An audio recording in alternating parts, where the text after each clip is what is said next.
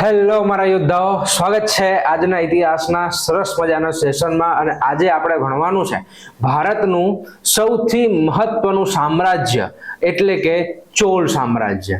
Okay, મોટા ભાગના ઇતિહાસકારોના મત મુજબ ભારતમાં લગભગ સૌથી લાંબુ ચાલેલું કોઈ સામ્રાજ્ય હોય તો એ ચોલ સામ્રાજ્ય છે. અને આ ચોલ સામ્રાજ્ય એટલે કે હાલના તમિલનાડુના જે વિસ્તારનો જે ભાગ જે છે કાવેરી અને કાવેરી નદીના જે ડેલ્ટા પ્રદેશથી આની શરૂઆત થાય છે અને છેક અગ્નિ એશિયા, શ્રીલંકાથી લઈને ઉત્તર ભારતના પણ કેટલાક પ્રદેશો તેમણે જીતી લીધા હતા. અને આ એટલું મહત્વનું સામ્રાજ્ય છે કે સૌથી મોટા મોટા મહત્વના મંદિરોની વાત આવે, સ્થાપત્યની વાત આવે, સાહિત્યની વાત આવે, કલાની વાત આવે, ધાતુ વગેરેના વિજ્ઞાનની વાત આવે કે પછી પ્રશાસનની વાત આવે તો એવું કહેવાય છે કે આ સામ્રાજ્યે જે કાર્ય કર્યું છે એવું ભાગ્યે જ જોવા મળે છે.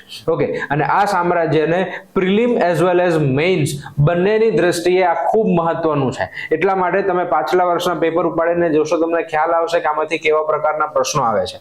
બરોબર, તો આ સામ્રાજ્યને આપણે વ્યવસ્થિત રીતે ભણવાની શરૂઆત કરીએ છીએ. ચલો તો તમારી નોટ્સ જે છે તૈયાર કરવાની શરૂઆત કરી દેજો. મારી સાથે પહેલું ફોકસ મારા શબ્દ ઉપર, હું જે સમજાવું છું એની ઉપર, અને ત્યારબાદ તમારી નોટ્સ ઉપર કે તમારે શું નોટ કરવાનું છે, જે અહીંયા હું નોટ કરાવીશ એ વસ્તુ ઉપર. ઓકે, ચલો ક્લિયર છે બધા આટલી વસ્તુ? તો શરૂઆત કરી છે આપણે આજે ચોલ સામ્રાજ્યની. તો આ ચોલ સામ્રાજ્યની આપણે શરૂઆત કરીએ છીએ. ચલો, સૌથી પહેલા આપણે એની કેટલીક પ્રાથમિક જાણકારી લેવી જરૂરી છે. ઓકે, કે આ ચોલ સામ્રાજ્યની શરૂઆત ક્યાંથી થઈ હતી, એના આપણને શું પ્રૂફ મળી આવે છે, ઓકે, અથવા તો એક એક માર્ક્સમાં કેવા પ્રકારના પ્રશ્નો તમને એક્ઝામમાં પૂછાય છે, રાઈટ? તો પહેલા તો આપણે આ શરૂઆત કરીએ છીએ. ઓકે, તો સૌથી પહેલા આપણે એ જ વાત કરીશું કે આના પ્રાથમિક રીતે આની જાણકારી આપણને ક્યાંથી મળી. તો એવું કહેવાય છે કે પ્રાચીન ભારતની અંદર કાત્યાયન, ઓકે, આ કાત્યાયનની એક રચના છે વાર્તિકા. આ વાર્તિકાની અંદર તેના આપણને પુરાવા મળે છે. ઓકે, તેઓ લખીને ગયા છે એટલા વર્ષો પહેલા કે ચોલ સામ્રાજ્યની ક્યાંક વાત જે છે એ જોવા મળે છે. આ ઉપરાંત તો એવું પણ કહેવાય છે કે મહાભારતની અંદર પણ તેનો ઉલ્લેખ છે, મહાભારતમાં પણ તેનો ઉલ્લેખ છે. અને સાથે સાથે આપણું જે મૌર્ય સામ્રાજ્યમાં આપણે જે ભણ્યા હતા મેગસ્થનીઝની ઇન્ડિકા, આ ઇન્ડિકાની અંદર પણ તેના પુરાવા જોવા મળે છે. હાલાકી ઇન્ડિકા અત્યારે પૂરી રીતે અવેલેબલ નથી, પણ એના જે અંશ હતા એની અંદર એવું કહેવાય છે કે ચોલ સામ્રાજ્ય વિશેની માહિતી હતી. ઓકે, તો આ મહાભારત અને ઇન્ડિકાની પણ જો આપણે વાત કરીએ તો આ બધાની અંદર એ દક્ષિણ ભારતની અંદર એક બહુ મહત્વનું મોટું રજવાડું હતું એવા ઉદાહરણો જોવા મળે છે. સાથે સાથે જો આપણે મૌર્ય કાળની જ વાત કરીએ તો મૌર્ય કાળની અંદર તમને ખ્યાલ છે કે અશોક રાજા, રાઈટ? તો આ જે અશોક છે આ અશોકના ઘણા બધા શિલાલેખો છે. તો આ અશોકાનો એક શિલાલેખ છે 13મો શિલાલેખ, રાઈટ? 13મો. અને આ 13મા શિલાલેખમાં અશોકે જે લખ્યું છે એ છે કે દક્ષિણ ભારતની અંદર ચોલ, ચેર અને પાંડ્ય સામ્રાજ્ય છે. કેવા છે? ચોલ, ચેર અને પાંડ્ય. હવે તમને જો ખ્યાલ હોય, તમને ધ્યાનમાં, ભાઈ અશોકનો સમયગાળો એટલે કયો સમયગાળો? તો ઈસવીસન પૂર્વેની 3જી સદીનો સમયગાળો, રાઈટ? ઈસવીસન પૂર્વેની 3જી સદીનો સમયગાળો. તો આજે આપણે ભણવાનું જે છે આ ઈસવીસન પૂર્વે 3જી સદીના જે ચોલ છે ને એને અર્લી ચોલા કહેવાય. શું કહેવાય એને? અર્લી અથવા તો પૂર્વ ચોલ જેને કહેવાય છે. અર્લી ચોલા અથવા તો પૂર્વ ચોલા જેને કહેવાય છે. ઓકે, કેમ એવું છે સાહેબ? તો અહીંયા ઈસવીસન પૂર્વેની 3જી સદીમાં ચોલ સામ્રાજ્ય હતું, પણ કાવેરી નદીના ડેલ્ટામાં બહુ નાનું એવું સામ્રાજ્ય હશે એવું મોટાભાગના ઇતિહાસકારો માને છે. પછી ધીમે ધીમે ધીમે સામ્રાજ્ય મોટું થયું, પછી સામ્રાજ્ય નષ્ટ થઈ ગયું, પછી વળી પાછું એ પાછી રિવાઇવ થયું. આમ કરીને ઈસવીસનની 12મી સદી સુધી, એટલે ટોટલ જોવા જઈએ તો 1501 વર્ષ સુધી ચાલેલું સામ્રાજ્ય કહેવાય છે. 1500 વર્ષ એટલે બહુ મોટો સમયગાળો. આના આજુબાજુ કોઈ સામ્રાજ્ય છે નહીં. પણ ખરેખર જે આપણે ચોલ સામ્રાજ્ય ભણવાનું છે એ આ અર્લી ચોલાને ભણવાના નથી, કારણ કે એના કોઈ ખાસ વધારે પુરાવા કહેવા મળતા નથી. આપણે જે ચોલ સામ્રાજ્ય ભણવાનું છે એ સામ્રાજ્ય શરૂ થાય છે ઈસવીસન 848-850 ની આજુબાજુ, કારણ કે ત્યાં વિજયાલય નામનો એક રાજા આવે છે જેણે વ્યવસ્થિત રીતે ફરીથી ચોલ સામ્રાજ્ય શરૂ કર્યું, અને આપણે એને જ ભણવાનું છે. આપણે અર્લી ચોલાના કોઈ નહીં, પણ અશોકના 13મા શિલાલેખમાં ચોલ નામના રાજ્ય હતું એવા પુરાવા મળી આવે છે. તો આપણને આ થોડું ધ્યાનમાં રહેવું જોઈએ. ક્લિયર છે બધાને આટલી વસ્તુ? ઓકે, તો આ કાત્યાયનનું વાર્તિકા, મહાભારત ઇન્ડિકા અને અશોકના 13મા શિલાલેખની અંદર જે ચોલ ચેર એટલે હાલના જે કેરળના વિસ્તારમાં હતું, આ પાંડ્ય એ તમિલનાડુના દક્ષિણના વિસ્તારમાં, અને ચોલ એટલે આ પાંડ્યની થોડી ઉત્તર, હમણાં હું તમને બતાવું, એ વિસ્તારની અંદર આના ઉદાહરણો જોવા મળે છે. અર્લી ચોલા, પૂર્વ ચોલા એને કહેવામાં આવે છે. ઓકે, તો આટલી વસ્તુ બધાને ક્લિયર થઈ ગઈ. તો આ અશોકના આ શિલાલેખની અંદર આ આપણને ઉદાહરણ જોવા મળે છે. ઓકે, હવે વાત કરીએ આપણે તો સાહેબ પ્રથમ ઐતિહાસિક શાસક કોણ કહેવાય છે? ઓકે, જો પ્રથમ ઐતિહાસિક સ્થાપકની આપણે જો વાત કરીએ, ઓકે, તો અહીંયા જો અર્લી ચોલામાંથી બહુ વધારે પ્રશ્ન નથી આવતા. ઓકે, પણ અહીંયા આપણને એક પ્રશ્ન કદાચ પૂછાઈ જાય કે ભાઈ આ પ્રથમ ઐતિહાસિક સ્થાપક કોણ કહેવામાં આવે છે, તો એ યાદ રાખી લેજો, ઇલન ચેતચેની. ઇલન ચેતચેની કોણ છે? ઇલન ચેતચેની એ પ્રથમ ઐતિહાસિક સ્થાપક પૂછાય તો ની આપણે વાત કરવાની છે. ઓકે, ઇલન ચેતચેની. પણ તમને પૂછાય કે પ્રથમ સંસ્થાપક કોને કહેવામાં આવે છે? ઓકે, અને એ સંસ્થાપક એટલે અહીંયાથી ગણીશું આપણે, ઈસવીસન 850 માં જે પહેલા રાજા આવ્યા, ઓકે, પ્રથમ સંસ્થાપક જેને ફરીથી ચોલાને રિવાઇવ કર્યું એવું કહેવાય છે, ફરીથી ચોલ સામ્રાજ્ય બેઠું કર્યું, તો એ પ્રથમ સંસ્થાપક કહેવાય છે, જેમનું નામ છે વિજયાલય. શું નામ છે એમનું? વિજયાલય. ઓકે, તો એક આ વિજયાલયને આપણે યાદ રાખવાનું. જો વન લાઇનર ક્વેશ્ચન પૂછાય એને હું પહેલા પેજ ઉપર જ લઈ લઉં છું. ઓકે, તમને આની આજુબાજુ કઈ પૂછાય. નંબર 2 તમને પૂછાય કે ખરેખરા સ્થાપક, ઓકે, વ્યવસ્થિત સ્થાપક જેને કહેવામાં આવે છે, કે ખરેખર ચોલ સામ્રાજ્ય અહીંયાથી મજબૂત બન્યું. ઓકે, જેને વાસ્તવિક સ્થાપક પણ આપણે કહીએ, તો આ જે વાસ્તવિક સ્થાપક જે ચોલ સામ્રાજ્યને કહેવાય છે, એ સૌથી મહત્વના રાજા આ સામ્રાજ્યના હતા, જેનું નામ હતું રાજરાજ પ્રથમ. ઓકે, જેમનું મૂળ નામ હતું અરીમોલીવર્મન. અલીમોલીવર્મન. સાઉથ ઇન્ડિયાનું એક મૂવી આવ્યું, કદાચ તમે જોયું હોય તો, પોન્નિયન સેલ્વન કરીને, રાઈટ? એના 2 પાર્ટ આવ્યા છે, પોન્નિયન સેલ્વન, બરોબર? તો આ પોન્નિયન સેલ્વન ની અંદર અલીમોલીવર્મન એટલે કે આ પોન્નિયન સેલ્વન એટલે પોતે આ રાજરાજ પ્રથમની ત્યાં વાત કરેલી છે. ઓકે, પણ એ જે મૂવી આવ્યું ને એ એક નવલકથા ઉપર હતું, રાઈટ? એટલે આપણે એમાં નથી પડવાનું, પણ અહીંયા વાસ્તવિક સ્થાપક જે છે રાજરાજ પ્રથમ હતા, અને આણે જે કામ કર્યું છે, જો કે ચોલ સામ્રાજ્યને ખૂબ એવું મજબૂત બનાવ્યું છે, તો એની ચર્ચા આપણે એ રાજાને ભણશું ત્યારે આપણે કરીશું. ઓકે, તો અહીંયા આગળ પ્રથમ ઐતિહાસિક સ્થાપક ઇલન ચેતચેની, પ્રથમ સ્થાપક વિજયાલય, અને વાસ્તવિક સ્થાપક પૂછાય તો રાજરાજ પ્રથમ. આટલું યાદ રાખવાનું છે તમારે. આના સિવાય તમને શું પૂછાય? ઓકે, તો આના સિવાય તમને ચોલ સામ્રાજ્યમાંથી પ્રશ્ન આવે કે તેનો પ્રદેશ કયો હતો, રાઈટ? તેનો પ્રદેશ એટલે કે ચોલ સામ્રાજ્યનો પ્રદેશ કયો છે? તો ચોલ સામ્રાજ્યનો જે પ્રદેશ હતો એને કહેવામાં આવે છે ચોલ મંડલમ. શું કહેવાય છે? ચોલ મંડલમ કહેવાય છે. અને મૂળભૂત રીતે કહું ને તો કાવેરી નદીનો જે વિસ્તાર છે, કાવેરી નદીનો જે ડેલ્ટા જે પ્રદેશ કહેવામાં આવે છે, એ પ્રદેશ તેમનો મુખ્ય હતો. આવા પ્રશ્નો પૂછાય છે ઇનડાયરેક્ટલી. ઓકે, જીપીએસસી માં પૂછાયેલા છે, ભૂતકાળમાં તમે જોશો તો, કે ભાઈ ચોલ સામ્રાજ્ય કઈ નદીના કિનારે સ્થાપિત થયું હતું, અથવા કઈ નદીના કિનારે એમનું મુખ્ય સામ્રાજ્ય હતું, તો યાદ રાખવાનું છે કાવેરી નદીના કિનારે. આપણે આના પહેલા વિજયનગર સામ્રાજ્ય ભણ્યા હતા. તુંગભદ્રા નદીના કિનારે યાદ કરો, તુંગભદ્રા કૃષ્ણા નદીની વાત કરી હતી. કૃષ્ણ અને કાવેરી નદીની વચ્ચેનું સામ્રાજ્ય હતું, પણ મુખ્ય રાજધાની તુંગભદ્રા નદીના કિનારે હતી. તો આવી કેટલીક નદીઓ, કેટલાક પોઈન્ટ જે છે તમને ધ્યાનમાં રહેવા જોઈએ જ્યારે તમે ઇતિહાસને વાંચતા હોય છે ત્યારે, કારણ કે હવે ડાયરેક્ટલી ક્વેશ્ચન નથી આવતા, હવે થોડા ક્વેશ્ચન જે છે ચેન્જ થઈને તમને થોડું ઇનડાયરેક્ટ પૂછે. ઓકે, બુકમાં ન હોય ક્લિયરલી, હા, પણ આખું વાંચો તો ધ્યાનમાં આવી જાય કે હા આની આજુબાજુ છે. ઓકે, એટલે દિમાગમાં નકશાથી લઈને બધી વસ્તુ બતાવે. એટલે હું તમને કેટલાક ફોટોગ્રાફ્સ, કેટલાક નકશા સાથે તમને બધું સમજાવીશ. તમારું પૂરેપૂરું ફોકસ હોવું જોઈએ આની અંદર. તો પ્રદેશ છે ચોલ મંડલમ, કાવેરી નદીના ડેલ્ટાના પ્રદેશમાં તેની સ્થાપના જે છે થયેલી હતી. ઓકે, વાત કરીએ રાજધાનીની, તો રાજધાની આમ જોવા જઈએ તો અલગ અલગ છે. ઓકે, રાજધાની આમ જોવા જઈએ તો અલગ અલગ છે. એક રાજધાની કહેવાય છે એક સમયમાં હતી ઉરૈયુર કરીને. ઓકે, ઉરૈયુર કરીને રાજધાની હતી એક સમયે. ઓકે, એક રાજધાની વાત આવે છે તાંજોર. ઓકે, અત્યારનું તમિલનાડુમાં તંજાવુર જે કહેવાય છે, તાંજોર પ્રદેશ એક આવે છે. એક સમયની રાજધાની એવું કહેવાય છે કે ગંગૈપુર ચોલ મંડલમ નામની પણ રાજધાની હતી, ગંગૈકોંડ ચોલ મંડલમ. ઓકે, એક બીજી પણ હતી ગંગૈકોંડ ચોલ મંડલમ. સાહેબ આની હું હમણાં આગળ વાત કરીશ, તમને પછી ધ્યાનમાં આવશે. ગંગા કોંડ ચોલ મંડલમ. તો આવી અલગ અલગ રાજધાની અલગ અલગ સમયમાં અલગ અલગ રાજાના સમયમાં હતી, પણ મુખ્ય ઉરૈયુર તાંજોર તમારે આ બે જરા ધ્યાનમાં રાખવાની છે. ઓપ્શનમાં બેમાંથી કોઈ પણ એક હોઈ શકે છે. ઓકે, તો આ એની રાજધાની થઈ ગઈ. ઓકે, તો પ્રદેશની વાત કરીએ આપણે, રાજધાનીની વાત કરીએ આપણે. હવે પ્રતીકની વાત કરીએ. તમે દેખાય છે એનો ફ્લેગ જો, કોનું ચિહ્ન છે? વાઘનું ચિહ્ન છે. ઓકે, તો એનો જે સિમ્બોલ હતો, ઓકે, રાજ્યનું જે પ્રતીક હતું, ઓકે, ફ્લેગ જે હતો, ઓકે, ધ્વજ જે હતો, એમાં કોનું ચિત્ર જોવા મળે છે? તો વાઘનું ચિત્ર જોવા મળે છે. યાદ રાખી લેજો, કોનું ચિત્ર જોવા મળે છે તમને?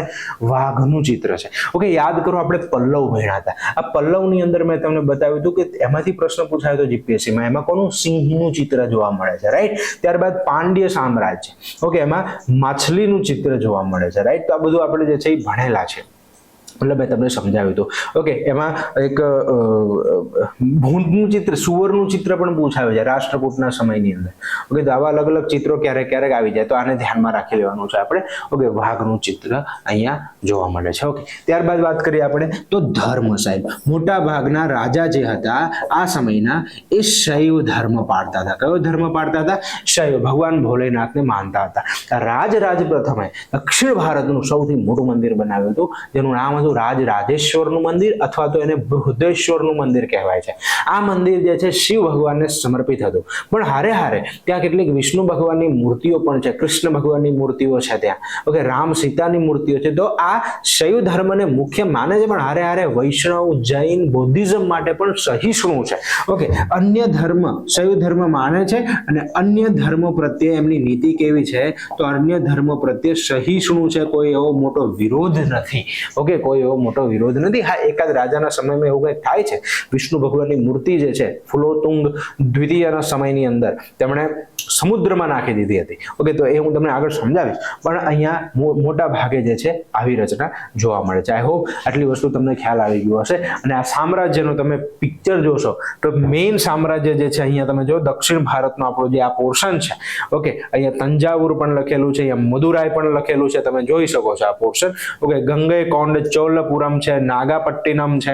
ઓકે, તો આ ભાગ જે છે એમાં શ્રીલંકાનો ભાગ પણ એક વખત આવી જશે એમના સામ્રાજ્યમાં. ઓકે, એક વખત કલિંગનો ભાગ આવી જશે, એક વખત બંગાળનો ભાગ પણ તેના સામ્રાજ્યમાં આવી જશે. ઇવન આગળ જતા બર્માનો પેગુ નામનો પ્રદેશ પણ તેના સામ્રાજ્યમાં, અને ઇવન આગળ જતા આ મલાયા, સુમાત્રા જેવા જે ઇન્ડોનેશિયન જે દ્વીપ છે એ દ્વીપ ઉપર પણ જઈને તેઓ આક્રમણ કરે છે અને તેને તાબા હેઠળ લાવે છે. ઓકે, તો આ પોર્શન હું તમને જે છે આગળ સમજાવું છું. ઓકે, તો આટલું મોટું સામ્રાજ્ય અહીંયા જોવા મળે છે આ ચોલ સામ્રાજ્યમાં. ઓકે, અને આ એનો ફ્લેગ છે. આઈ થિંક આટલી વસ્તુ ક્લિયર થઈ છે. ઓકે, ચલો આગળ વધીએ. નેક્સ્ટ શું આપણે ભણવાનું છે? તો નેક્સ્ટ આ સામ્રાજ્યની શરૂઆત કઈ રીતે થઈ અને શું હતું આ સામ્રાજ્યની શરૂઆત પહેલા?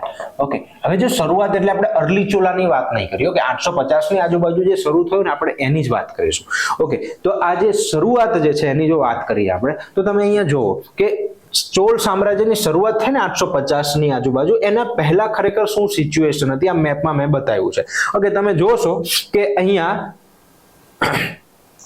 ચોલા જોવા મળે છે. ઓકે, તો મેં તમને અહીંયા વાત કરી, અહીંયા પહેલા પલ્લવ સામ્રાજ્ય હતું, કેરળના કિનારે આ ચેર સામ્રાજ્ય હતું. ઓકે, દક્ષિણ તમિલનાડુમાં આ પાંડ્ય સામ્રાજ્ય હતું. ઓકે, આ પલ્લવ છે, સોરી આ પલ્લવ છે, આ ચોલા આ અહીંયા આવે છે. ઓકે, અને વચ્ચે અહીંયા આગળ કલ્યાણીનું સામ્રાજ્ય પણ આવે છે, કંબોજનું સામ્રાજ્ય પણ આવે છે. ઓકે, અહીંયા આગળ કલ્યાણીના ચાલુક્યો, વાકાટકનું સામ્રાજ્ય હતું થોડા સમય, અહીંયા વેંગીના ચાલુક્યોનું સામ્રાજ્ય હતું. ઓકે, આવું બધું અહીંયા હતું. ઓકે, મૂળભૂત રીતે જોવા જઈએ તો દક્ષિણ ભારતમાં પલ્લવ સામ્રાજ્ય ખૂબ મજબૂત હતું, જે અડધું આંધ્રપ્રદેશમાં અને અડધું તમિલનાડુની અંદર આવતું હતું. ઓકે, કયું સામ્રાજ્ય? પાંડ્ય સામ્રાજ્ય. ઓકે, અને એનાથી નીચે આ પલ્લવ સામ્રાજ્ય, એનાથી નીચે આ પાંડ્ય સામ્રાજ્ય હતું. પાંડ્ય સામ્રાજ્ય મૂળભૂત રીતે જોવા જઈએ તો એ દક્ષિણ ભારતમાં ખાસ કરીને તમિલનાડુની અંદર એ મદુરાઈના વિસ્તારમાં મુખ્ય હતા, મદુરાઈ અને તાંજોરના વિસ્તારમાં. હવે આ તાંજોર પ્રદેશ જે છે એ વિજયાલય નામના રાજાએ છીનવી લીધો અને ત્યાં ચોલ સામ્રાજ્યની સ્થાપના કરી હતી. ઓકે, તો મૂળભૂત રીતે કયા કયા સામ્રાજ્યો હતા મેં તમને અહીંયા આગળ બતાવ્યું. જો એક વખત હું તમને અહીંયા આગળ મેપમાં બતાવી દઉં ખરેખર શું સિચ્યુએશન હતી, તો કંઈક આવી સિચ્યુએશન હતી. જો હું તમને સમજાવી દઉં. ઓકે, આ તમિલનાડુનો વિસ્તાર તમે આને સમજી લેજો. ઓકે, અહીંયા આ જે પોર્શન છે આ રીતે તમે આને સમજો તો આ પોર્શન કોનો છે? પલ્લવ સામ્રાજ્યનો છે. આ પોર્શન છે પલ્લવ સામ્રાજ્યનો. અને અહીંયાથી આ દક્ષિણની અંદર હતું પાંડ્ય સામ્રાજ્ય. કયું હતું? પાંડ્ય. અહીંયા ચેર હતું, ચેર સામ્રાજ્ય હતું અહીંયા. ઓકે. અને ઉત્તરની અંદર અહીંયા કલ્યાણી વગેરે જેવા રાજ્યો હતા. કલ્યાણીની અંદર રાષ્ટ્રકૂટ શાસન હતું. તમને આગળ આવતા બધું ધ્યાનમાં આવી જશે કે ચિંતા ન કરશો તમે. પણ અહીંયા સમજી લો શું સિચ્યુએશન થઈ. સિચ્યુએશન એવી થઈ કે પલ્લવ સામ્રાજ્યના એક સામંત હતા. પલ્લવ સામ્રાજ્યના એક સામંત હતા જેનું નામ હતું વિજયાલય. ઓકે. આ જે વિજયાલય જે છે એ આ પાંડ્ય સામ્રાજ્ય પાસેથી આ ઉત્તરવાળો પ્રદેશને લઈ લે છે અને આ પ્રદેશને કહેવામાં આવે છે તાંજોર પ્રદેશ. કયો પ્રદેશ? તાંજોર પ્રદેશ. આ તાંજોર તેઓ લઈ લે છે અને ત્યાં ચોલ સામ્રાજ્યની સ્થાપના કરે છે. હવે આ પાંડ્ય પાસે જે પ્રદેશ વધ્યો છે, ઓકે, અહીંયા મુખ્ય આવતું હતું મદુરાઈ. કયું આવતું હતું? મદુરાઈ. ઓકે. તો મદુરાઈ હવે પાંડ્ય પાસે ગયું અને ચોલ પાસે આવી ગયું તાંજોર. ઓકે. હવે આને સમજીએ આપણે મેપ આગળ પોઈન્ટ ટુ પોઈન્ટ. ઓકે. તો સૌથી પહેલા વાત કરીએ છીએ આપણે રાજા વિજયાલયની. ઓકે. તો આ વિજયાલય 850 થી 871 નો સમયગાળો હતો. વિજયાલય કોણ હતા? આ પ્રથમ સંસ્થાપક માનવામાં આવે છે. ઓકે. પ્રથમ સંસ્થાપક માનવામાં આવે છે કોના? તો ચોલ સામ્રાજ્યના. ઓકે. ચોલ સામ્રાજ્યના પ્રથમ સંસ્થાપક માનવામાં આવે છે. ઓકે. હા, હું તમને એક વખત બીજું સમજાવી દઉં. જો આપણે વાત કરીએ કે 1500 વર્ષ લાંબુ ચાલેલું સામ્રાજ્ય, રાઈટ? પણ આપણે જો પૂર્વ ચોલાને છોડી પણ દઈએ ને તો પણ તમે જોશો કે 850 થી 1279 ઓલમોસ્ટ લગભગ 400-500 વર્ષ સુધી ચાલેલું આ સામ્રાજ્ય છે. તો આમ પણ આ સૌથી મોટું સામ્રાજ્ય કહેવાય છે. તો ભારતનું આ સૌથી મોટું ચાલેલું સામ્રાજ્ય છે. ઘણા બધા ઇતિહાસકારો જે છે આની પર મત ધરાવે છે. એક મત છે. ઓકે. ખાસ કરીને પંડિત હરિપ્રસાદ જેવા કેટલાક ઇતિહાસકારો તો એવું કહે છે કે આના જેવું કોઈ બીજું સામ્રાજ્ય જોવા મળતું નથી. એમની નેવીની વાત કરીએ, એમની સેનાની વાત કરીએ, એમના સમાજની વાત કરીએ, સ્થાનિક સ્વરાજની સંસ્થાઓ, ગામડાઓ સુધી શાસન જોવા મળે છે. ઓકે. સ્થાપત્યની વાત કરીએ, જબરજસ્ત વિશાળ એવા મંદિરો બનાવ્યા છે આપણે. ઓકે. કલાની વાત કરીએ, ઓકે, ખાસ કરીને નટરાજની મૂર્તિ, તાંબાની, કાંસાની કલાઓની મૂર્તિઓ પણ જોવા મળે છે સામ્રાજ્યની અંદર. ઓકે. તો આવી આખું મહત્વનું સામ્રાજ્ય આપણે ભણવાની શરૂઆત કરીએ છીએ. પહેલા રાજા છે વિજયાલય. વિજયાલય કોણ હતા? તો ચોલોના સંસ્થાપક હતા. પણ એના પહેલા કોણ હતા? તો એના પહેલા જે છે પલ્લવ સામ્રાજ્ય હતું. આ પલ્લવોના તેઓ સામંત હતા. કોણ હતા? પલ્લવોના સામંત હતા. ઓકે. આ વિજયાલય જે છે એ પલ્લવોના સામંત હતા. આને યાદ રાખી લેજો. ઓકે. ત્યારબાદ શું થયું? તો આ પાંડ્ય પાસેથી તાંજોર પ્રદેશ તેમણે લઈ લીધો. તમે જો અહીંયા આગળ થંજાવુર લખેલું છે ને, તાંજોર પ્રદેશ કહેવાય છે. ઓકે. અહીંયા મદુરાઈ છે. જો આ મદુરાઈ. અથવા મદુરાઈ તો પાંડ્ય પાસે રહ્યું. ઓકે. પણ આ પલ્લવોના જે સામંત હતા વિજયાલય, એને આ તંજાવુર લઈ લીધું. ઓકે. તો અહીંયા આગળ આપણે કહી શકીએ કે પાંડ્ય પાસેથી, ઓકે, પાંડ્યો પાસેથી તાંજોર પ્રદેશ લઈ લીધો. તેમણે તાંજોર લીધું અને તાંજોર લઈ લઈને તેમણે એને પોતાની રાજધાની જાહેર કરી દીધી. ઓકે. રાજધાની જાહેર કરી દીધી અને ચોલની તેમણે સ્થાપના કરી દીધી. ચોલની સ્થાપના કરી લીધી. ઓકે. ફરીથી ચોલને રિવાઇવ કર્યા છે તેણે. ઓકે. ચોલ ફરીથી અહીંયા રિવાઇવ થયા છે. તો આ રીતે શરૂઆત કરી છે વિજયાલય. ઓકે. અને વિજયાલયે એક મંદિરની સ્થાપના પણ કરાવી છે. ઓકે. અને એ દુર્ગામાનું મંદિર કહેવાય છે, નિશુંભ સુધીની. ઓકે. આ પણ આવે છે, યાદ રાખીને જો. નિશુંભ સુધીની મંદિર યાદ રાખી લેજો આપણે.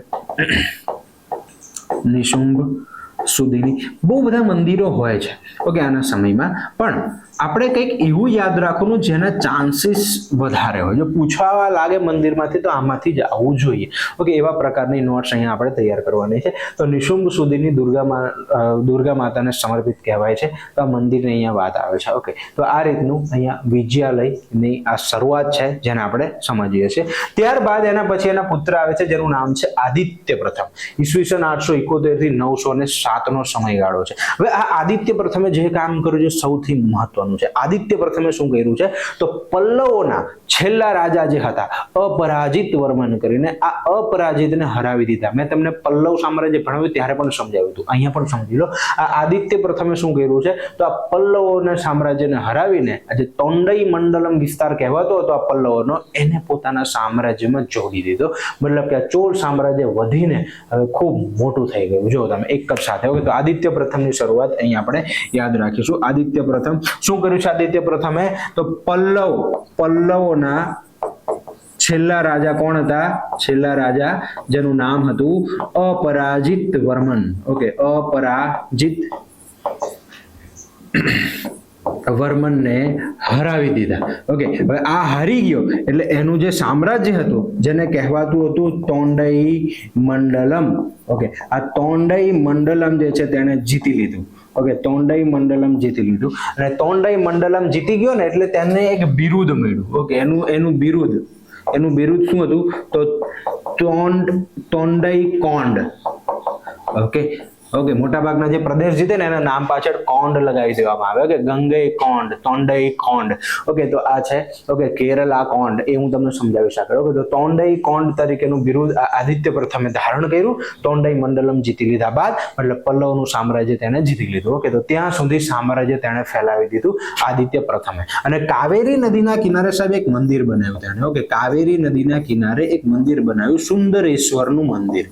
ઓકે, સુંદરેશ્વરનું મંદિર જે છે તેને બનાવ્યું હતું. તો એક આ ઇમ્પોર્ટન્ટ કદાચ બની શકે. ઓકે, તો આટલી વસ્તુને આપણે આદિત્ય પ્રથમ સુધી યાદ રાખવાનું છે. આઈ હોપ આટલી વસ્તુ ખ્યાલ આવી ગયો. વિજયાલય અને આદિત્ય પ્રથમ. ઓકે, ત્યારબાદ આગળ ભણીએ આપણે. તો નેક્સ્ટ રાજા છે પરાંતક પ્રથમ, ઈસવીસન 907 થી 955. ઓકે, હવે આ પરાંતક પ્રથમ શું કરે છે? જો આપણે શું ભણ્યા કે ભાઈ આ તાંજોર પ્રદેશ કોણે લઈ લીધો? તાંજોર પ્રદેશ લઈ લીધો વિજયાલય બાદ આવ્યો આદિત્ય પ્રથમ જેને પલ્લવોનો આ પ્રદેશ પણ લઈ લીધો છે. રાઈટ, એના પછી આ પરાંતક આવ્યો. આ પરાંતકે શું કર્યું? તો આ પાંડ્યોને હરાવીને આ મદુરાઈ પણ લઈ લીધું. ઓકે, તો જો આ ત્રણ રાજા જેને સામ્રાજ્યને બહુ વ્યવસ્થિત રીતે ફેલાવી દીધું. શરૂઆત જ બહુ જબરદસ્ત રહી. પહેલો ઘા સુરાનો વાગી ગયો અહીંયા. ઓકે, તો આ પરાંતક પ્રથમે શું કર્યું છે અહીંયા ખાસ યાદ રાખવા જેવું આપણે. તો પરાંતક પ્રથમ જે છે એને મદુરાઈ પર વિજય મેળવી લીધો. ઓકે, તો પાંડ્યોના મદુરાઈ પર વિજય મેળવી લીધો. ઓકે, એટલા માટે તે મદુરાઈ કોંડ તરીકે ઓળખાવા લાગે. શું ઓળખાવા લાગે? મદુરાઈ કોંડ. ઓકે, તો મદુરાઈ કોંડ તરીકે તેનું બિરુદ મળ્યું છે. ઓકે, તેને આ બિરુદ ધારણ કર્યું છે આ મદુરાઈને જીતી લીધા બાદ. ઓકે, તો આ એનું મહત્વનું કાર્ય જે છે અહીંયા જોવા મળે. હાલાકી એને બીજું એક નામ પણ છે, કુંજરમલ પણ તરીકે ઓળખવામાં આવે છે. કે આ પરાંતક પ્રથમને બીજું શું કહેવામાં આવે છે? તો કુંજરમલ પણ કહેવામાં આવે છે. કુંજર એટલે કે હાથી, મલ એટલે કે યુદ્ધ, હાથીઓ સાથે કુસ્તી કરનાર. શું કહેવાય છે આને? હાથી સાથે કુસ્તી કરનાર, મતલબ શક્તિશાળી રાજા છે. ઓકે, કુસ્તી કરનાર તરીકે પણ તેને ઓળખવામાં આવે છે. તો આ વ્યક્તિ છે ધ્યાનમાં રાખવા જેવો. ઓકે, આપણે તો પરાંતક પ્રથમને અહીંયા મદુરાઈ કોંડ અને કુંજરમલ પાંડ્યોને મદુરાઈ પર તેને વિજય મેળવી લીધો છે. તેને નહેરો પણ બનાવી છે. ઓકે, કૃષિ સાથેનું સારું એવું કામ કર્યું છે. ઓકે, તો ખેતી માટે તેને નહેરો, કૃષિ માટે સારું કામ કર્યું છે. પ્લસ તેને સારી એવી નહેરો જે છે બંધાવવાનું શરૂઆત કરી છે. ઓકે, બંધાવવાની શરૂઆત જે છે તેને કરી છે. ઓકે, અને આગળ જતા આપણે આને પણ સમજીશું. ઓકે, તો કૃષિ અને નહેરો બંધાવવાની આ પરાંતક પ્રથમ મહત્વની શરૂઆત કરી છે. ઓકે, તેણે કોરંગનાથનું એક મંદિર પણ બનાવ્યું છે. ઓકે, કોરંગનાથનું મંદિર પણ બનાવ્યું છે. કોરંગનાથનું મંદિર પણ તેણે બનાવેલું છે. ઓકે, તેણે હેમગર્ભ અને ઓકે, તેણે છે ને બે યજ્ઞ કર્યા છે. ઓકે, એક છે હેમગર્ભ અને બીજો છે તુલાભાર. ઓકે, હેમગર્ભ અને તુલાભાર જેવા યજ્ઞો પણ કર્યા છે. ઓકે મિત્રો, હું થોડું ડિટેલમાં ભણાવું છું. એનું રીઝન છે તમને ખ્યાલ છે કે હવે થોડું પેટર્ન એવી બદલાય છે, થોડું ડિટેલમાં જાય છે, તમને ડિટેલમાં પૂછે છે ક્વેશ્ચન. ઓકે, એટલા માટે હું થોડુંક વ્યવસ્થિત રીતે ઉપરથી નહીં પણ થોડુંક વ્યવસ્થિત રીતે જે તમને ખરેખર જે ઇમ્પોર્ટન્ટ પોઈન્ટ છે મિસ થવા જોઈએ નહીં. ઓકે, તો અહીંયા હેમગર્ભ અને તુલાભાર જેવા, કારણ કે ભૂતકાળમાં પેપર તમે જોશો ને તો યજ્ઞો ઉપર પણ પ્રશ્ન પૂછાય તો ગુપ્તકાળની અંદર અશ્વમેઘ યજ્ઞ કોણે કર્યા હતા? બે રાજા હતા, સમુદ્રગુપ્ત અને કુમારગુપ્ત પ્રથમ, જેને કરેલો છે. આની અંદર હેમગર્ભ તુલાભાર યજ્ઞ કરેલો છે. રાજરાજ પ્રથમ જે છે હિરણ્યગર્ભ અને તુલાભાર યજ્ઞ કરે છે. ઓકે, પણ અહીં આગળ હેમગર્ભ તુલાભાર યજ્ઞ જે છે આને કરેલા છે. તો કે આ પરાંતક પ્રથમ છે. ત્યારબાદ પરાંતક પ્રથમે એક યુદ્ધ કર્યું છે જેનું નામ છે તક્કોલમનું યુદ્ધ. ઓકે, આ તક્કોલમનું જે યુદ્ધ છે ને એ થોડુંક અઘરું પડ્યું એને. ઓકે, આ તક્કોલમનું જે યુદ્ધ જે છે એ કોની વચ્ચે થયું? તો આ ચોલ એના વિરુદ્ધમાં કોણ છે તો રાષ્ટ્રકૂટ છે. કોણ છે? અહીંયા રહેલા રાષ્ટ્રકૂટો અને આ ચોલ વચ્ચે આ યુદ્ધ થયું. રાષ્ટ્રકૂટના રાજા હતા કૃષ્ણા ત્રીજા કરીને. ઓકે, કૃષ્ણા તૃતીય કરીને એક રાજા. આ એ જ છે રાષ્ટ્રકૂટ જેના પહેલા જે કૃષ્ણા પ્રથમ નામના રાજા હતા ને, કૃષ્ણા પ્રથમ, એને જે ઇલોરાની ગુફા છે એની અંદર કૈલાશ મંદિર બનાવ્યું. તમે જો કૈલાશ મંદિર વિશ્વની વિરાસતની વિશ્વ વિરાસતની સાઇટ છે. કેવું જબરજસ્ત મંદિર બનાવ્યું છે તમને. એક પથ્થર એક પર્વતમાંથી કોતરીને મંદિર. આ એ જ વંશના કૃષ્ણ ત્રીજા સાથે યુદ્ધ થયું ચોલોના પરાંતક પ્રથમનું. એ યુદ્ધમાં પરાંતક હારી જાય છે સાહેબ. ઓકે, આ ચોલ જે છે એ શું થઈ જાય છે? હારી જાય છે. અને આ હારી જાય છે ને એટલે રાજ્યની અંદર એક પ્રકારની જે છે અરાજકતા ફેલાઈ જાય છે. ઓકે, રાજ્યમાં અરાજકતા ફેલાઈ જાય છે. એટલે વાત કરીએ ને આપણે કે ભાઈ 3 રાજાઓ મહત્વનું કામ કર્યું. ઓકે, અને છેલ્લે જે છે થોડું અઘરું પડી ગયું. ઓકે, અને એ અરાજકતા ફેલાય એના પછી ઘણા બધા રાજાઓ આવ્યા, પણ એનું પછી આપણા માટે એક્ઝામિનેશન પોઈન્ટ ઓફ વ્યૂ છે ને વધારે મહત્વ નથી. એટલે હું તમને ડિટેલમાં નહીં, પણ હું તમને 2-3 રાજાઓના નામ લખાવી દઉં. એક છે ગંડારાદિત્ય. આના પછી આવે છે ગંડારાદિત્ય. ઓકે, એના પછી આવે છે અરિંજ્ય. ઓકે, તો ગંડારાદિત્ય છે, અરિંજ્ય છે. એના પછી આવે છે પરાંતક બીજો. ઓકે, એના પછી આવે છે પરાંતક બીજો. આ પરાંતક બીજો એટલે એનું બીજું નામ છે સુંદર ચોલ. શું નામ છે એનું બીજું? સુંદર ચોલ. ઓકે, અને એના પછી આવે છે ઉત્તમ ચોલ. ઓકે, તો આવા રાજાઓ આવ્યા. ઓકે, આવા રાજાઓ જે છે એના પછી આવે. ઓકે, આવા રાજાઓ આવ્યા. જો ઓકે, ગંડારાદિત્ય, અરિંજ્ય, પરાંતક બીજો, ઉત્તમ ચોલ. આ ઉત્તમ ચોલમાં ખાસ યાદ રાખવાનું એ છે કે ઉત્તમ ચોલ પહેલો ચોલ રાજા હતો જેને સોનાના સિક્કાની શરૂઆત કરી હતી. ઓકે, સોનાના સિક્કા જે છે, સોનાના સિક્કાની શરૂઆત જે છે આ ઉત્તમ ચોલે કરી હતી. ઓકે, ઉત્તમ ચોલે કરી હતી. પણ આ પરાંતક બીજાનો પુત્ર આજે સુંદર ચોલ, તમે પોન્નિયન સેલ્વન મૂવી જોયું હોય તો એની અંદર પ્રકાશ રાજ એક્ટર છે ને સાઉથના. ઓકે, જે સિંઘમમાં વિલન હતા. પ્રકાશ રાજે જે રોલ કર્યો છે ને કોનો છે? સુંદર ચોલનો છે. અને સુંદર ચોલના પુત્ર હતા જે આપણે હવે ભણવાના, જેનું નામ છે રાજરાજ પ્રથમ અરિમોલી વર્મન. બહુ મહત્વના રાજા. ઓકે, આ પરાંતક બીજાના પુત્ર સુંદર ચોલના પુત્ર એટલે કે અરિમોલી વર્મન. બીજું નામ એમનું છે રાજરાજ પ્રથમ. તો ચલો હવે આપણે એને ભણીએ. ઓકે, આઈ હોપ આ 3 મહત્વના રાજાઓ તમને એકદમ ક્લિયર થઈ ગયા હશે. એક છે વિજયાલય, એક છે આદિત્ય પ્રથમ અને એક છે પરાંતક પ્રથમ. ઓકે, તો વિજયાલયે શું કર્યું? સ્થાપના કરી, તાંજોરને રાજધાની બનાવી દીધી, પાંડ્યો પાસેથી તાંજોર લઈ લીધું. ત્યારબાદ કોણ આવ્યું? તો આદિત્ય પ્રથમ. આદિત્ય પ્રથમે પલ્લવોને હરાવી દીધા અને આખું તોંડઈ મંડલમ લઈ લીધું. ઓકે, ત્યારબાદ આવ્યા છે પરાંતક પ્રથમ અને એને આખું મદુરાઈ પાંડ્ય પાસેથી છીનવી લીધું. આમ આખું દક્ષિણ ભારતનું પોર્શન જે છે કવર કરી લીધો તેમણે.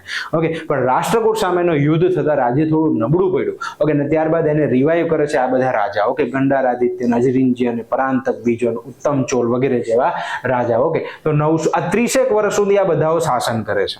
ઓકે, 30 વર્ષ. જો 955 થી 985 સુધી આ લોકો શાસન કરે છે.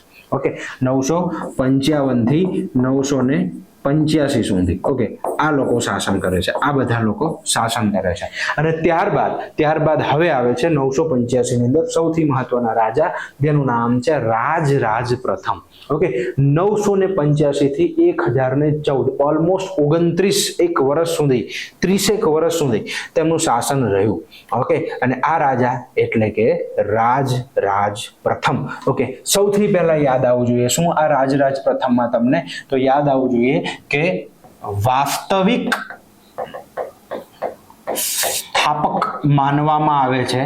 ઓકે, એ કોણ છે? તો આ રાજરાજ પ્રથમ છે. ચોલોના વાસ્તવિક સ્થાપક માનવામાં આવે છે રાજરાજ પ્રથમ.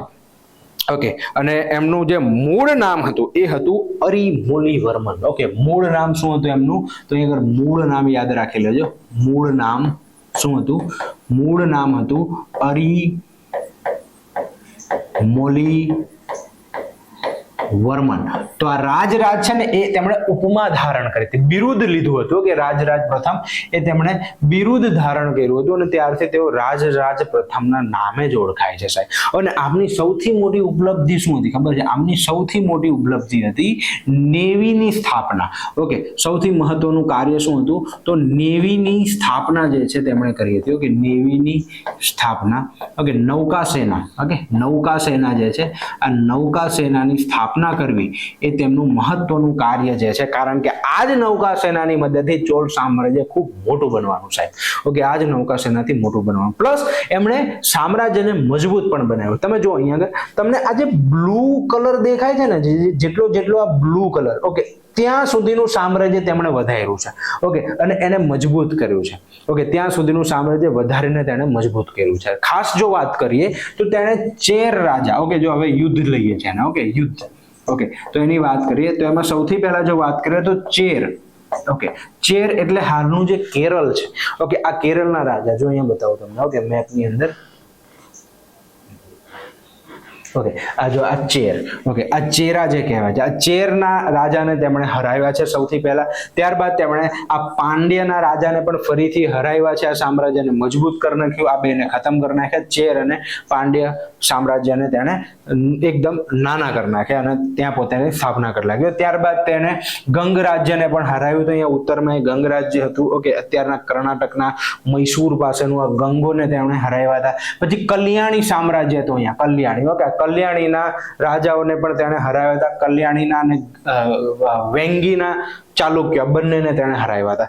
ઇવન શ્રીલંકા પણ અડધું અડધ તેણે જીતી લીધું હતું. અને સાથે સાથે અહીંયા જે માલદીવનો પ્રદેશ હતો, આ પ્રદેશ પણ તેણે જીતી લીધો હતો. ઓકે, હવે હું તમને એને નોટમાં સમજાવું. ઓકે, તો ખાસ સૌથી પહેલા ચેરના એક રાજા હતા.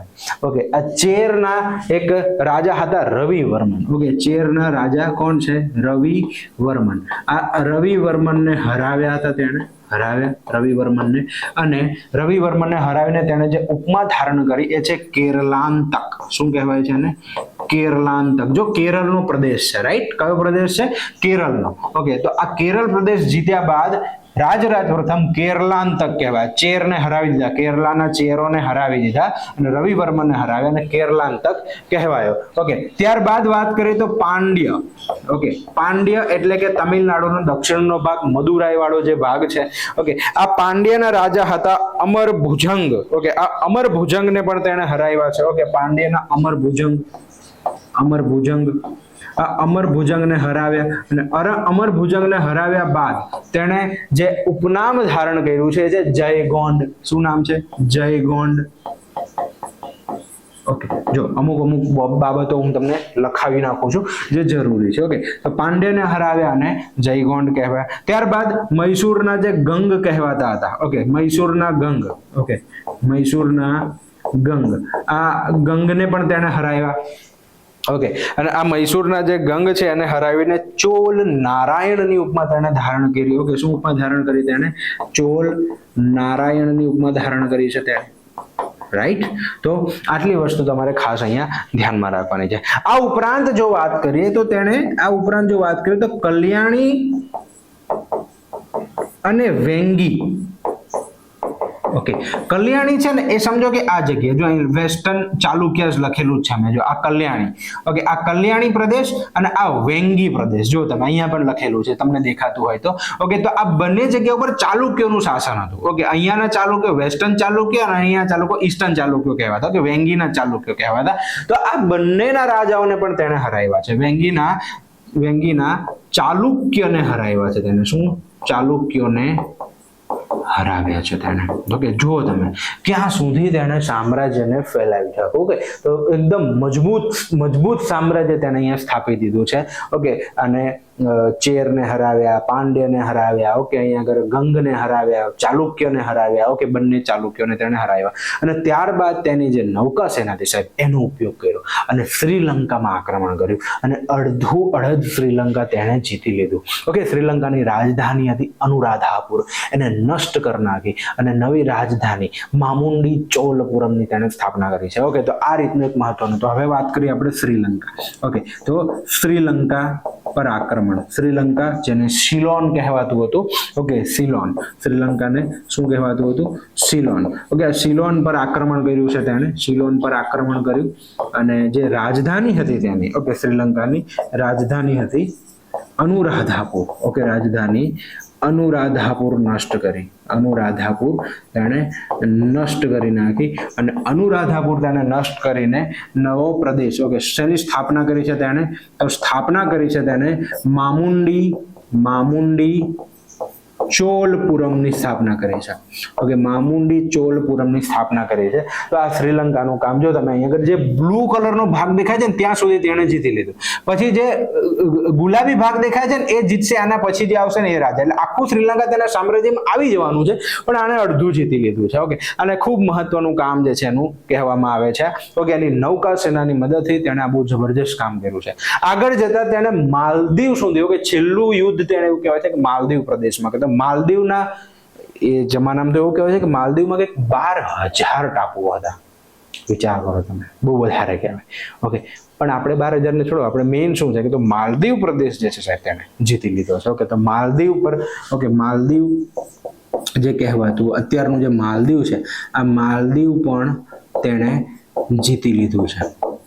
ઓકે, તો તમે જુઓ કે ક્યાં સુધીનો આખું તેના યુદ્ધ જે છે તેને પોતાના સામ્રાજ્યની અંદર આ લોકોને કઈ રીતે તેણે એડ કરી દીધા હતા. આ સૌથી મહત્વનું કામ જે છે તેણે અહીંયા કર્યું છે. ઓકે, તો આ સિંહલ પ્રદેશ એટલે કે શ્રીલંકા, સિલોન પણ કહેવાય છે, સિંહલ પણ કહેવાય છે, યાદ રાખવાનું. બીજું નામ સિંહલ પણ છે. સિંહલ સામ્રાજ્ય હતું, ઓકે ત્યાંનું સિંહલ રાજ્ય હતું. ઓકે, તો આ શ્રીલંકા સિંહલ એટલે કે સિલોનમાં આક્રમણ કરી રાજધાની અનુરાધાપુર નષ્ટ કરી મામુંડી ચોલપુરમ કહેવાયા. ઓકે, તો આટલું મોટું શરૂઆતમાં તેને મજબૂતાઈ સ્થાપી દીધી છે.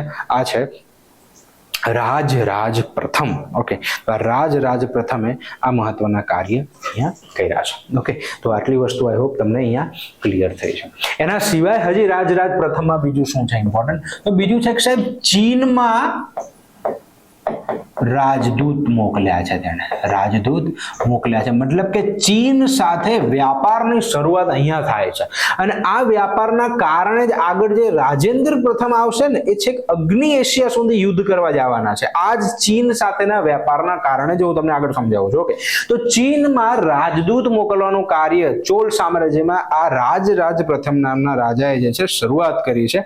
ઓકે, તો દૂત મંડળ ચીનની અંદર મોકલ્યું છે અને મૈત્રી સંબંધ આપણે કહીએ ને કે મૈત્રીપૂર્ણ સંબંધ જે છે તેણે એને શરૂઆત કરી હતી. ઓકે, તો મૈત્રી સંબંધ બાંધ્યા છે.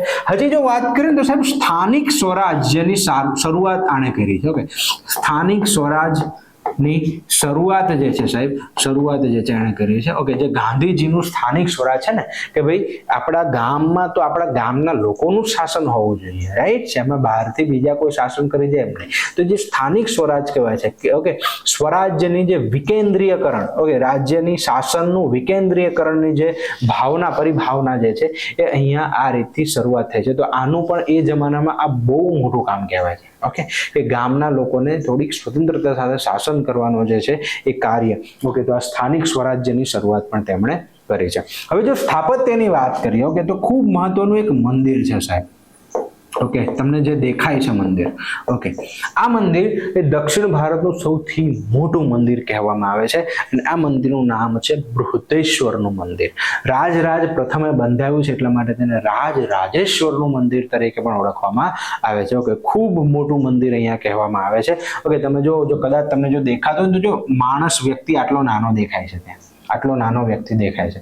ઓકે, તો આ બહુ જ મોટું એવું વિશાળ મંદિર છે. મેં તમને બતાવવાની ટ્રાય કરી છે અહીંયા. ઓકે, પણ આ ખૂબ મોટું વિશાળ મંદિર છે જે રાજ પ્રથમના સમયગાળાની અંદર બંધાય છે.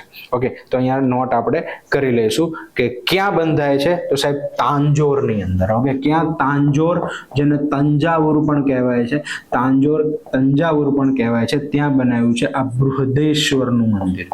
બૃહદેશ્વરનું મંદિર અને બીજા શબ્દોમાં રાજેશ્વર પણ કહેવાય છે. ઓકે, રાજેશ્વર મંદિર પણ કહેવાય છે.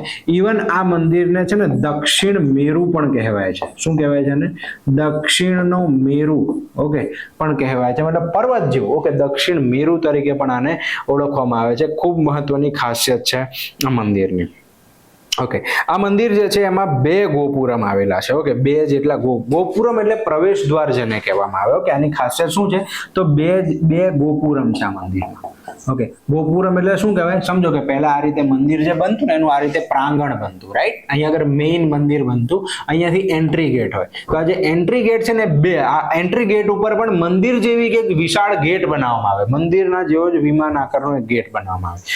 આને કહેવામાં આવતું હતું ગોપુરમ. ઓકે, મોટા મોટું વિમાન આ જે ઉપર જાય છે ને આ ભાગ, ઓકે, આને વિમાના કહેવામાં આવે. વિમાના ભાગ કહેવામાં આવે. અહીંયા મંડપનો ભાગ આવે, વિમાના ભાગ આવે, વચ્ચે ગર્ભગૃહનો ભાગ આવે. અને આ જે ભાગ તમે જોવો છો એવું કહેવાય છે કે આ એક પથ્થર છે ખાલી. ઓકે, મતલબ આ ઉપરનો ટોચનો ભાગ દેખાય છે ને આ ભાગ છે ને એ 80 ટનના વજનનો પથ્થર છે. 80 ટનના વજનનો એક પથ્થર કઈ રીતે આ લોકોએ એ જમાના વિધાઉટ કોઈ એન્જિનિયરિંગ ટેકનોલોજી વગર ઉપર ચડાવ્યો છે? 80 ટન એટલે સાહેબ 80,000 કિલો થાય. 1 કિલોમાં 1000 કિલોગ્રામે 1 ટન થાય. આ 80 ટનનો એક પથ્થર કહેવાય છે કે જે તેમણે આ ટોચ ઉપર ચડાવ્યો છે. આટલા ઉપર કઈ રીતે ચડાવ્યો હશે? ઓકે, એ વિચારવા જેવી બાબત છે. તો આ જબરજસ્ત આપણી પ્રાચીન ભારતની આ એન્જિનિયરિંગ કલા કહેવામાં આવે છે કે જે કામ અહીંયા થાય છે. આજથી આપણે ઓછામાં ઓછું આજથી આપણે 1000 વર્ષ પહેલાની વાત કરીએ છીએ સાહેબ. 1000 વર્ષ પહેલાની. તો એ 1000 વર્ષ પહેલાની આ વાત છે. ઓકે, તો આ રીતે આપણે આને સમજીએ છીએ. ઓકે, તો આના સિવાય વાત કરીએ તો આ મંદિરની અંદર રામ, સીતા અને કૃષ્ણ અને તમને કે કાલિયા નાગ જે હતો, ઓકે, કૃષ્ણ ભગવાન જે નાગ ઉપર બેઠા છે. ઓકે, તો એ કાલિયા નાગ એનું પણ અહીંયા મૂર્તિઓ કંડારવામાં આવેલી છે. ઓકે, રામ સીતાની મૂર્તિ છે. ઓકે, રામ સીતા, ઓકે, કૃષ્ણ અને કાલિયા નાગની મૂર્તિ છે. અને ભોલેનાથની તો છે જ, રાઈટ? એટલે કે આ મંદિર ખરેખર કયું મંદિર છે તો આ મંદિર છે ને શિવ મંદિર છે. યાદ રાખી લેજો, મંદિર કેવું છે? શિવ મંદિર છે. ઓકે, સૌથી મોટું શિવલિંગ, મોટા શિવલિંગ પણ એ જમાનામાં ત્યાં એમણે સ્થાપિત કરાવ્યા છે. તો આ મંદિરની આ મહત્વની ખાસિયત છે. ઓકે, બૃહદેશ્વરનું મંદિર. હવે આ જે મંદિરો છે ને આને વર્લ્ડ હેરિટેજ સાઇટમાં સમાવિષ્ટ કરવામાં આવેલા છે. પણ એ ટોટલ 3 મંદિરો છે. એને કહેવાય the great living Cholas temple. Okay, the great living Cholas ટેમ્પલમાં 3 મંદિરો છે આ ચોલ સામ્રાજ્યના કે જે વર્લ્ડ હેરિટેજ સાઇટની અંદર તેમને સમાવેશ કરવામાં આવેલા છે. ઓકે, તો યાદ રાખી લેજો વર્લ્ડ હેરિટેજ સાઇટમાં the great living Chola temple. Okay, જો અહીંયા નોટ જ કરાવી દો. વર્લ્ડ હેરિટેજ સાઇટની અંદર કયા છે તો great living, okay, great living Chola temple. Okay, હવે આ ગ્રેટ લિવિંગ ચોલા ટેમ્પલ ની અંદર 3 મંદિરો છે. ઓકે, એક મંદિર છે બૃહદેશ્વરનું, આજે મેં તમને અહીંયા બતાવ્યું. ઓકે, બૃહદેશ્વરનું મંદિર છે તાંજોરમાં આવેલું. ક્યાં આવેલું? આ તાંજોર અથવા તંજાવુર જેને કહેવાય, આ તંજાવુરમાં આવેલું આ મંદિર છે. ઓકે, બીજું મંદિર છે ગંગૈકોંડ ચોલપુરમ. ગંગૈકોંડ ચોલપુરમનું મંદિર છે. ઓકે, અને આ ગંગૈકોંડ ચોલપુરમનું જે મંદિર જે છે એ ત્યાં બાજુમાં જયાકોંડમ નામની જગ્યા છે, અરૈયાલુર નામના જિલ્લામાં. ઓકે, તમને થોડું અઘરું પડશે આ જગ્યાનું નામ. ઓકે, પણ હું લખાવી નાખું છું. જયાકોંડા નામની જગ્યા છે. ઓકે, ત્યાં અરૈયાલુર જિલ્લાની અંદર બાજુમાં જ આવેલી જગ્યા છે. ઓકે, અને ત્યારબાદ જો વાત કરીએ તો ઐરાવતેશ્વરનું મંદિર. ઐરાવતેશ્વરનું મંદિર. ઓકે, અને આ જે છે આવેલું છે કુંભકોણમ તંજાવુરમાં જ. ઓકે, તંજાવુરની અંદર જ કુંભકોણમ તંજાવુરમાં આવેલું છે. તો આ જે 3 મંદિરો છે સાહેબ, આ 3 મંદિરો એ સમાવિષ્ટ થયેલા છે ધ ગ્રેટ લિવિંગ ચોલામાં. આ પહેલું મંદિર કોણે બનાવ્યું તો મેં તમને સમજાવ્યું, રાજ પ્રથમે બંધાવ્યું છે આ મંદિર. ઓકે, આ જે બીજું મંદિર છે એ બનાવ્યું છે રાજેન્દ્ર પ્રથમ, આના પછી જે રાજા ભણવાના છે આપણે એને. ઓકે, અને આ ત્રીજું મંદિર છે સાહેબ આ બનાવ્યું છે રાજેન્દ્ર બીજાએ. ઓકે, રાજેન્દ્ર બીજાએ. તો આ 3 મંદિર એ જે ગ્રેટ લિવિંગ ચોલાસ વર્લ્ડ હેરિટેજ સાઇટમાં જેનો સમાવેશ છે એ 3 મંદિર, અને એનું એક મંદિર બૃહદેશ્વર મેં તમને અહીંયા સમજાવ્યું. બાકીનું મંદિર હું તમને આગળ સમજાવું છું, ગંગૈકોંડ ચોલપુરમ. ઓકે, તો આ રીતની આખી આ રાજ પ્રથમની મહત્વની બાબતોનો આપણે સમાવેશ કર્યો. ઇવન તેણે અને તેની પત્ની જે હતી, ઓકે, એને એક યજ્ઞ પણ કરેલો છે. ઓકે, યજ્ઞ પણ હું તમને વાત કરેલો. કયા યજ્ઞ? તો હિરણ્ય ગર્ભ યજ્ઞ, અને બીજો જે આપણે આગળ હમણાં પહેલા પણ ભણી ગયા તુલાભાર યજ્ઞ. ઓકે, તો હિરણગર્ભ અને તુલાભાર યજ્ઞની પણ અહીંયા વાત આવે છે. આ યજ્ઞ, ઓકે, આ જે યજ્ઞો જે છે એ પણ કરાવ્યા છે રાજરાજ પ્રથમે. તો આખી એની રચનાઓ, એની મંદિરોની વાત કરી, એના યુદ્ધોની વાત કરી, એના બીજા નામની પણ આપણે વાત કરી લીધી છે. ઓકે, તો આ રાજરાજ પ્રથમ ચોલ સામ્રાજ્યના ખૂબ મહત્વના રાજા. હવે વાત કરીએ એના પછી આવેલા એમના પુત્ર એટલે કે રાજેન્દ્ર પ્રથમ સાહેબ. આ રાજેન્દ્ર પ્રથમના સમયગાળાની અંદર ચોલ સામ્રાજ્ય પોતાની ટોચ ઉપર પહોંચ્યું છે. ઓકે, ટોચ ઉપર પહોંચી ગયું છે, મતલબ કે આનાથી વધારે ચોલ સામ્રાજ્યમાં હવે કાંઈ નથી. ઓકે, એટલું ટોચ ઉપર. પછી ધીમે ધીમે હવે ડાઉન થવા લાગશે. ઓકે, એનો ડાઉનફોલ આવવા લાગશે. તો આ ચોલ સામ્રાજ્ય રાજેન્દ્ર પ્રથમના સમયમાં 1014 થી 1044, તો આ પણ લગભગ 30 વર્ષનો સમયગાળો. ઓકે, અને આમાં ખૂબ મહત્વનું કાર્ય આની અંદર આપણે આને નોટ કરવાનું છે. રાજેન્દ્ર પ્રથમ દક્ષિણ ભારતના નેપોલિયન કહેવાય સાહેબ. અમને શું કહેવામાં આવે છે? દક્ષિણ ભારતના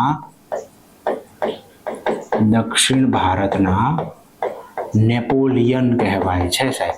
કેમ દક્ષિણ ભારતના નેપોલિયન કહેવાય છે? યાદ કરો, આપણે ભારતના નેપોલિયન તરીકે કોને ઓળખીએ છીએ? ભારતના નેપોલિયન, પ્રાચીન ભારતના ઇતિહાસમાં આપણે આમને ભણ્યા હતા, નેપોલિયન.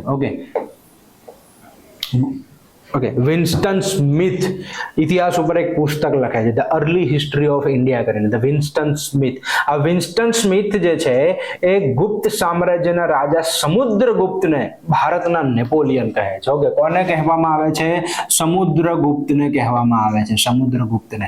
તો સમુદ્રગુપ્તે જેમ ઉત્તર ભારતના 9 રાજાઓ અને દક્ષિણ ભારતના 12 રાજાઓ અને ત્યારબાદ શ્રીલંકાના રાજાને પણ ટોટલ 22 રાજાઓને હરાવ્યા હતા, એ રીતે સાહેબ, ઓકે, આમણે દક્ષિણ ભારતમાં એવા જ પ્રકારનું એક કામ કર્યું છે. એટલા માટે તેમને દક્ષિણ ભારતના નેપોલિયન કહેવામાં આવે છે. વિદ્યાના રસિક હતા, વિદ્યાના રસિક. ઓકે, અને વિદ્યાના સંરક્ષણ માટે તેમણે કામ કર્યું છે સાહેબ. ઓકે, સંરક્ષણ માટે કામ કર્યું છે, એટલા માટે તેમને પંડિત ચોલ પણ કહેવામાં આવે છે. એમને બીજું શું કહેવામાં આવે છે? પંડિત ચોલ. આવા તો બહુ બધા નામ છે, પણ એક બે નામ યાદ રાખવા જેવા આપણા માટે. ઓકે, તો અહીંયા આગળ દક્ષિણના નેપોલિયન કહેવામાં આવે છે, શિક્ષાના સંરક્ષણ પંડિત ચોલ કહેવામાં આવે છે. અને આપણે વાત કરીએ ને તો ચોલ સામ્રાજ્ય તેની સર્વોચ્ચ ઊંચાઈએ આ રાજાના સમયમાં પહોંચ્યું હતું. કે ચોલ સામ્રાજ્ય જે છે, ચોલ તેની સર્વોચ્ચ ઊંચાઈએ પહોંચ્યું છે. ઓકે, સર્વોચ્ચ ઊંચાઈએ એ જમાનામાં, કોના સમયમાં? આ સમયમાં. કેમ? કારણ કે છે અગ્નિ એશિયા સુધી આ બધા પોર્શન જે તમને દેખાય છે બધા તેમણે જીતી લીધા છે, એટલા માટે. ઓકે, તો આ ત્યાં આગળ પહોંચેલું સામ્રાજ્ય કહેવાય છે. હવે વાત કરીએ છીએ તેમના મહત્વના યુદ્ધોની. તેમણે શું શરૂઆત કરી છે અને કઈ રીતે તેમણે કામ કર્યું છે. ઓકે, તો સૌથી પહેલા વાત કરીએ આપણે તેમના શ્રીલંકાની. ઓકે, કે શ્રીલંકાનું જે તેમણે, ઓકે, તમે જોઈ રહ્યા છો અહીંયા. ઓકે, આ ગુલાબી કલરનો ભાગ. ઓકે, અહીંયા પણ મેં તમને બતાવ્યો હતો. ઓકે, જુઓ તમે આ ભાગ, આ ગુલાબી કલરનો જે પોર્શન છે નાનો એવો. ઓકે, એ મતલબ કે જે થોડું ઘણું શ્રીલંકા હતું, એ દક્ષિણ શ્રીલંકા જે કહેવાતું હતું, તે પણ તેમણે જીતી લીધું. ઓકે, તો સિંહલ પ્રદેશ અથવા જેને શ્રીલંકા કહીએ છીએ આપણે, શ્રીલંકા, એનો જે દક્ષિણનો ભાગ, દક્ષિણ શ્રીલંકા પણ જીતી લીધું. ઓકે, અને રાજધાની અનુરાધાપુર તેમણે બનાવી ફરીથી. ઓકે, તો રાજધાની કઈ હતી એની? રાજધાની હતી અનુરાધાપુર. તો આ રીતે દક્ષિણ જે શ્રીલંકા જે હતું એ પણ તેમણે જીતે. ઉત્તર શ્રીલંકા કોણ જીતે છે? રાજરાજ પ્રથમ. આ એના પિતાની જેમ જ યુદ્ધોની અંદર પોતાના સામ્રાજ્યને વધારવાનું મહત્વનું કાર્ય કરે છે. ઓકે, તો દક્ષિણમાં તેમણે આ કામ અહીંયા કર્યું છે. ઓકે, ત્યારબાદ જો વાત કરીએ તો ઓલા જે ચેર અને પાંડ્ય હતા ને, ચેર અને પાંડ્ય, ઓકે, કે જે રાજરાજે જીતી લીધા હતા, આ ચેર અને પાંડ્યોએ વિદ્રોહ કર્યો. તો વિદ્રોહને તેણે દબાવીને બહુ મહત્વનું કામ કર્યું. ઓકે, વિદ્રોહને દબાવી દીધા હતા. ચેર અને પાંડ્યના વિદ્રોહ જે છે એ દબાવી દીધા, એટલા માટે તેઓ ફરીથી પોતાનું માથું ઊંચું કરી શકે નહીં. તો આ કામ તેમણે કર્યું. અને ત્યારબાદ સાહેબ તેમણે કલ્યાણીના રાજાને તો કેટલી વાર હરાવ્યો. ઓકે, આજે ચાલુક્ય, કલ્યાણીના ચાલુક્યને પણ ઘણી વાર તેણે હરાવ્યા. ઓકે, પણ તેનું ખરેખર કામ જે શરૂ થયું છે એ બે પ્રકારનું છે. એક ઉત્તર ભારતમાં. ઓકે, ઉત્તર ભારતની અંદર ખાસ કરીને અત્યારનું જે કલિંગ, ઓડિશાનો પ્રદેશ, અત્યારના બંગાળનો પ્રદેશ, એ તેણે જીતી લીધો છે. ઓકે, અને ગંગૈકોંડચોલપુરમ તરીકે તે ઓળખાવા લાગ્યો ત્યારબાદ, મતલબ તેમનું નામ, અને એના યાદમાં તેમણે ગંગૈકોંડચોલપુરમ રાજધાની સ્થાપી તમિલનાડુની અંદર. ઓકે, ગંગૈકોંડચોલપુરમ એની યાદમાં, ઉત્તર ભારત જીતવાની યાદમાં. અને ત્યારબાદ તેમણે દક્ષિણ સુધી, ઓકે, ત્યારબાદ તેમણે એક બીજું એશિયા દેશમાં, ઓકે, જે દક્ષિણ પૂર્વ એશિયા જે કહેવામાં આવે છે, ઓકે, દક્ષિણ પૂર્વ એશિયાની અંદર તેમણે અગ્નિ એશિયામાં તેમણે આક્રમણ કર્યું અને ત્યાં સુમાત્રા અને જાવા અને જે ટાપુઓ હતા એ ટાપુઓમાં શ્રીશૈલમ નામનું છે સામ્રાજ્ય હતું, એ સામ્રાજ્યને પણ તેણે હરાવી દીધું. ઓકે, તમે જુઓ અહીંયા તમને આ ભાગ દેખાય છે, બ્લુ લાઈન દેખાય છે, આ ચીન અને ચોલ સામ્રાજ્ય વચ્ચે વેપારની આ લાઈન હતી અને ચીન ત્યાંથી જ વેપાર કરી શકતા, રાઈટ. અને એ જગ્યા ઉપર જે આ શ્રી વિજ્યાયમ નામનું રાજ્ય, શ્રીશૈલમ રાજ્ય હતા, ઓકે, શ્રી વિજ્યાલય નામનું રાજ્ય જે હતું એ અને બીજા કેટલાક પ્રદેશમાં ત્યાં એ જહાજોને લૂંટી લેવામાં આવતા, એ જહાજો ઉપર પ્રોબ્લેમ આવતી, તો એની માટે થઈને એવું કહેવાય છે કે આ રાજેન્દ્ર પ્રથમે એ પ્રદેશ ઉપર આક્રમણ કરીને તેને પોતાના ઇન્ફ્લુઅન્સ હેઠળ લાવી દીધું. ઓકે, જેથી આ વેપારમાં કોઈ મોટી આવી પ્રોબ્લેમ ફરીથી ઊભી થાય નહીં. ઓકે, આજે બંગાળની ખાડી છે સાહેબ, અને ચોલોનું સરોવર કહેવાતું. મતલબ તમે વિચાર કરો, આટલી મોટી બંગાળની ખાડીને તેમણે સરોવર જેવું બનાવી નાખ્યું, મતલબ ક્યાં તેમની પહોંચ નહીં હોય એવું કહેવામાં આવે છે. આ મહત્વનું કામ, ઓકે, બધી જ જગ્યાએ તેમની પહોંચ હતી. ઓકે, તો ત્યાં સુધીનું કાર્ય છે એમનું. ઓકે, તો અહીંયા વાત કરીએ આપણે હવે ક્યાંનું, તો પહેલા તો ઉત્તર ભારત, ઓકે, ઉત્તર ભારતનું પ્રયાણ, અથવા આપણે કહી શકીએ કે ગંગા ખીણનો પ્રદેશ. ઓકે, ગંગા ખીણ, ગંગાની ખીણના પ્રદેશની અંદર તેમણે જે કામ કર્યું. ઓકે, ખાસ કરીને જે કલિંગ, ઓકે, કલિંગ એટલે કે જે અત્યારનો ઓડિશાનો પ્રદેશ છે. ઓકે, આ ઓડિશા તેને જીતી લીધું છે, ઓડિશા જીત્યો છે તે. અને ખાસ જે કામ કહીએ આપણે, ખાસ કામ એ છે બંગાળ. ઓકે, આ બંગાળમાં પાલ વંશનું શાસન હતું, પાલ વંશનું. ઓકે, આ પાલ વંશ, અને આ પાલ વંશના જે રાજા હતા સાહેબ, આ પાલ વંશના રાજાને તેણે હરાવી દીધો હતો, જેનું નામ હતું મહિપાલ. જેનું નામ શું હતું? મહિપાલ. ઓકે, તો આ મહિપાલને, પાલ વંશના મહિપાલને હરાવ્યો છે, અને સૌથી મહત્વનું કામ છે. ઓકે, અને આ જે ઓડિશા કલિંગ છે ને, એનો એક પુત્ર હતો વિક્રમ ચોલ.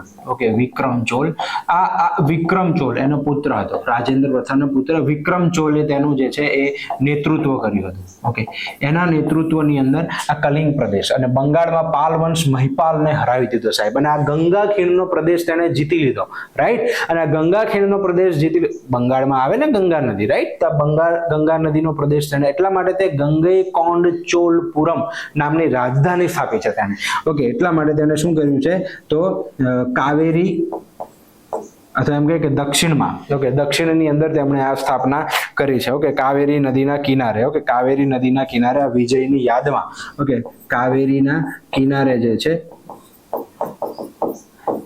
ગંગૈકોંડચોલપુરમ, ચોલપુરમ નામની રાજધાની સ્થાપી દીધી સાહેબ. ઓકે, અને આ સિટી બનાવ્યું, આ રાજધાની સ્થાપી, અને ત્યાં છે ને નહેર બનાવી, અને એનું નામ પણ જે છે ચોલગંગ. ઓકે, ચોલાગંગ એવું નામ જે છે આપેલું છે. ઓકે, તો ચોલગંગમ નામનું સરોવર પણ, સોરી, નહેર નહીં, સરોવર યાદ રાખજો, નહેર પણ બનાવે છે. ઓકે, પણ સરોવર જે છે બનાવ્યું ત્યાં, સરોવર ચોલ ગંગમ નામનું સરોવર બનાવ્યું.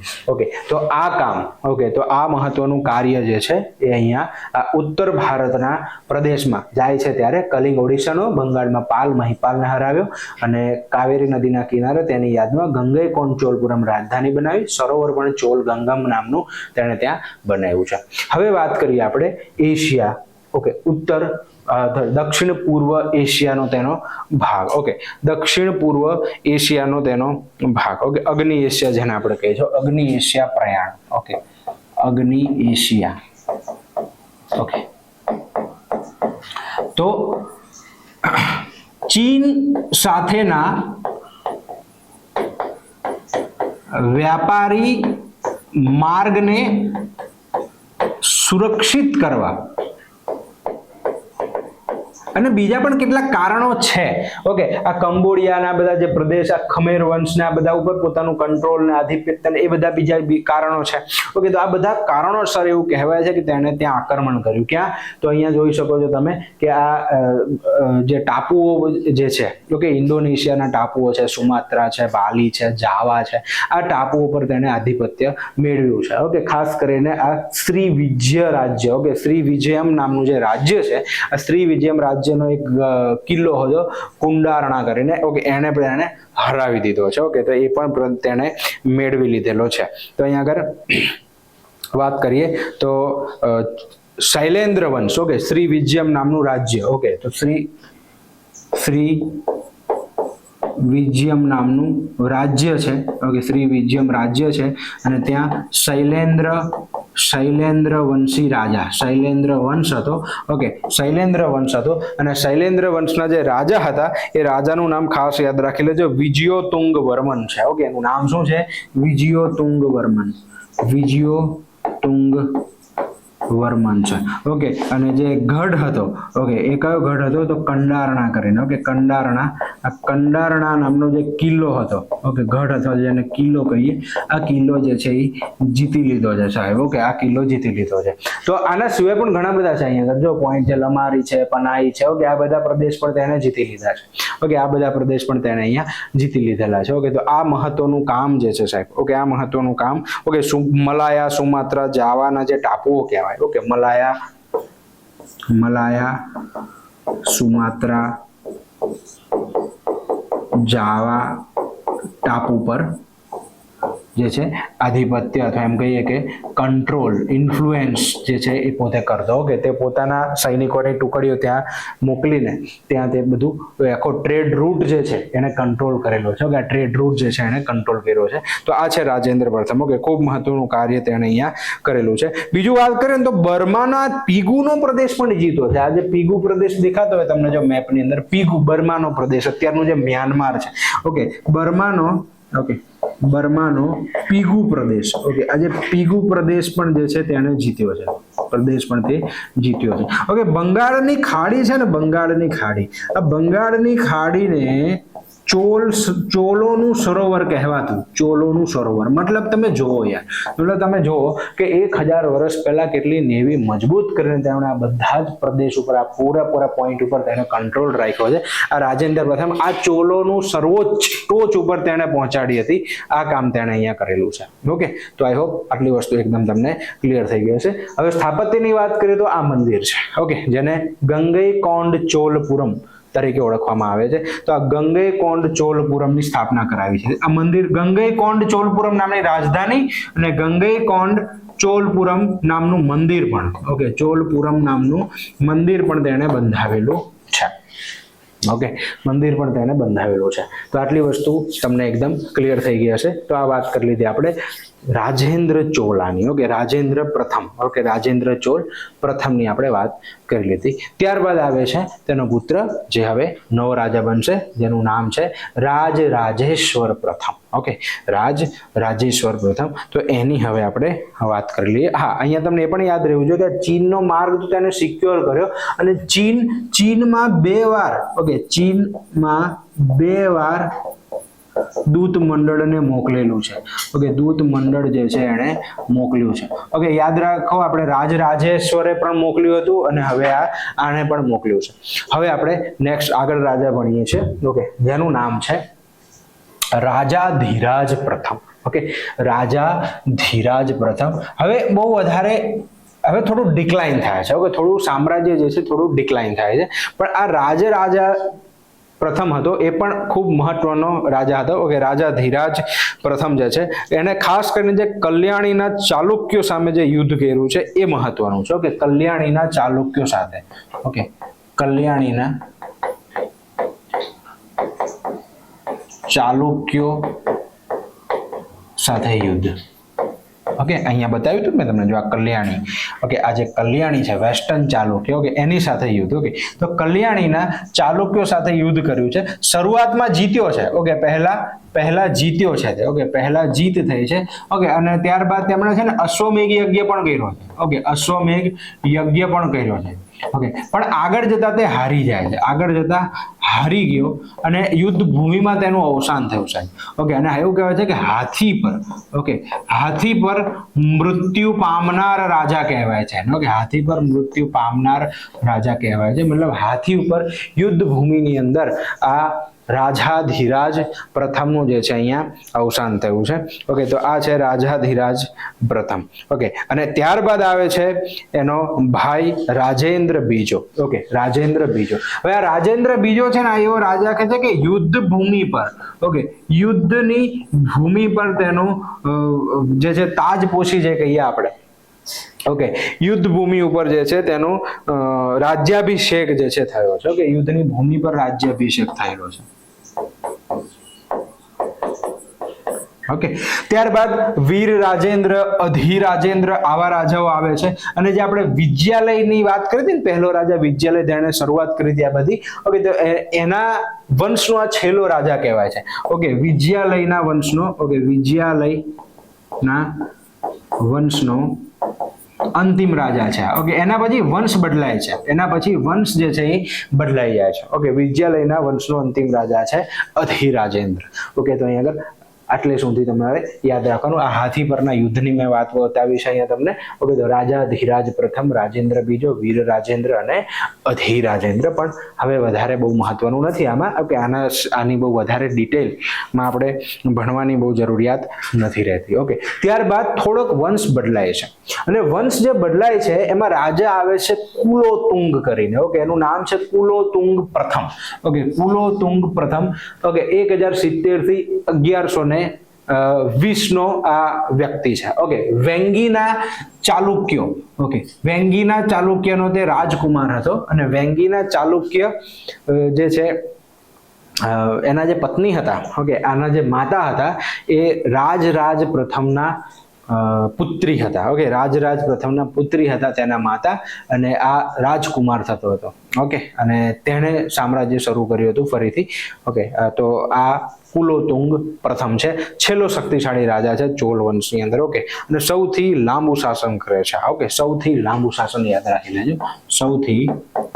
ચોલમાં સૌથી લાંબુ શાસન આવે છે, એનું લગભગ 50 થી 52 વર્ષ. ઓકે, લાંબુ શાસન જોવા મળે છે.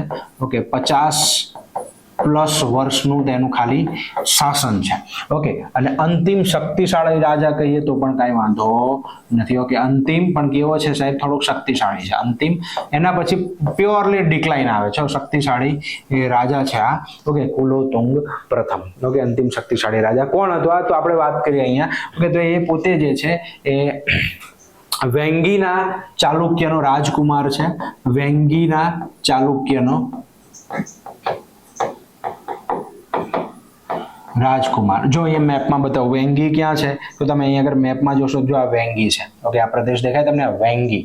ઓકે, વેંગીમાં પણ ચાલુક્ય હતા અને વેસ્ટર્ન ચાલુક્ય પણ હતા. ઓકે, ચાલુક્યના 3 ભાગ પડી ગયા હતા. ઓકે, વેસ્ટર્ન ચાલુક્ય, વેંગી ચાલુક્ય, અને ગુજરાતમાં પણ ચાલુક્ય હતા જેને આપણે સોલંકી કહીએ છીએ. ઓકે, એ પણ ચાલુક્ય હતા. તો વેંગીના ચાલુક્યનો રાજકુમાર હતો, અને ખાસ કરીને તેના માતા જે હતા, ઓકે, તેના માતા જે હતા એ રાજરાજ પ્રથમના પુત્રી હતા. ઓકે, પ્રથમના પુત્રી હતા. ઓકે, તેના માતા જે હતા એ રાજેન્દ્ર પ્રથમ. Okay, my mistake. રાજેન્દ્ર પ્રથમ. રાજરાજ પ્રથમ તો બહુ જૂનો થઈ જશે. ઓકે, રાજેન્દ્ર પ્રથમના પુત્રી હતા. તો આનું જે કામ હતું એ શું થયું? તો આનું એક કામ એ થયું કે જે ચાલુક્ય અને ચોલ વચ્ચે ઝઘડા થતા હતા, ચોલ અને વેંગીના ચાલુક્યને એક કર્યા ભાઈ આણે. ઓકે, એક કર્યા છે. આ એનું બહુ મહત્વનું કામ છે. ઓકે, આ એનું મહત્વનું કામ છે. પણ પ્રોબ્લેમ શું થાય? થોડું ડિક્લાઇન આવ્યું. ઓકે, શ્રીલંકા, ઓકે, એના સમયમાં, ઓકે, શ્રીલંકા જે છે આના સમયમાં આઝાદ થઈ ગયું. ઓકે, આઝાદ થયું. જો હવે પ્રદેશો ઘટવા લાગ્યા. ઓકે, એના સમયમાં શ્રીલંકા જે છે એ આઝાદ થઈ ગયું. શ્રીલંકા તો આઝાદ થયું, સાથે સાથે 72 જેટલા વેપારીના દૂતમંડળને પણ એને ચીન મોકલ્યું હતું. ઓકે, શ્રીલંકા આઝાદ થયો, ડિક્લાઇન શરૂ થાય છે. 72 જેટલા વેપારીઓના દૂતમંડળને તેણે ચીનમાં મોકલ્યું હતું. તો આ છે એનું થોડું મહત્વ, જે એક્ઝામમાં પૂછાવા લાયક જે બની શકે એ થોડું મહત્વ આ બની શકે છે. તો આ છે કુલોતુંગ. ઓકે, આ છે કુલોતુંગ. ત્યારબાદ શું થયું? તો ત્યારબાદ પણ ઘણા બધા રાજાઓ આવ્યા, જેમ કે વિક્રમ ચોલ છે, કુલોતુંગ બીજો છે, રાજરાજ બીજો છે. ઓકે, અહીંયા લખો નાખું. ત્યારબાદ જો વાત કરીએ આપણે તો વિક્રમ ચોલ, ઓકે, કુલોતુંગ બીજો, ઓકે, રાજરાજ બીજો, ઓકે, પછી રાજેન્દ્ર બીજો, ઓકે, એના પછી રાજા ધીરાજ બીજો, ઓકે, રાજરાજ બીજો આવે છે, રાજા ધીરાજ બીજો આવે છે, કુલોતુંગ ત્રીજો આવે છે. ઓકે, રાજરાજ બીજો, રાજા ધીરાજ બીજો, ઓકે, ત્યારબાદ કુલોતુંગ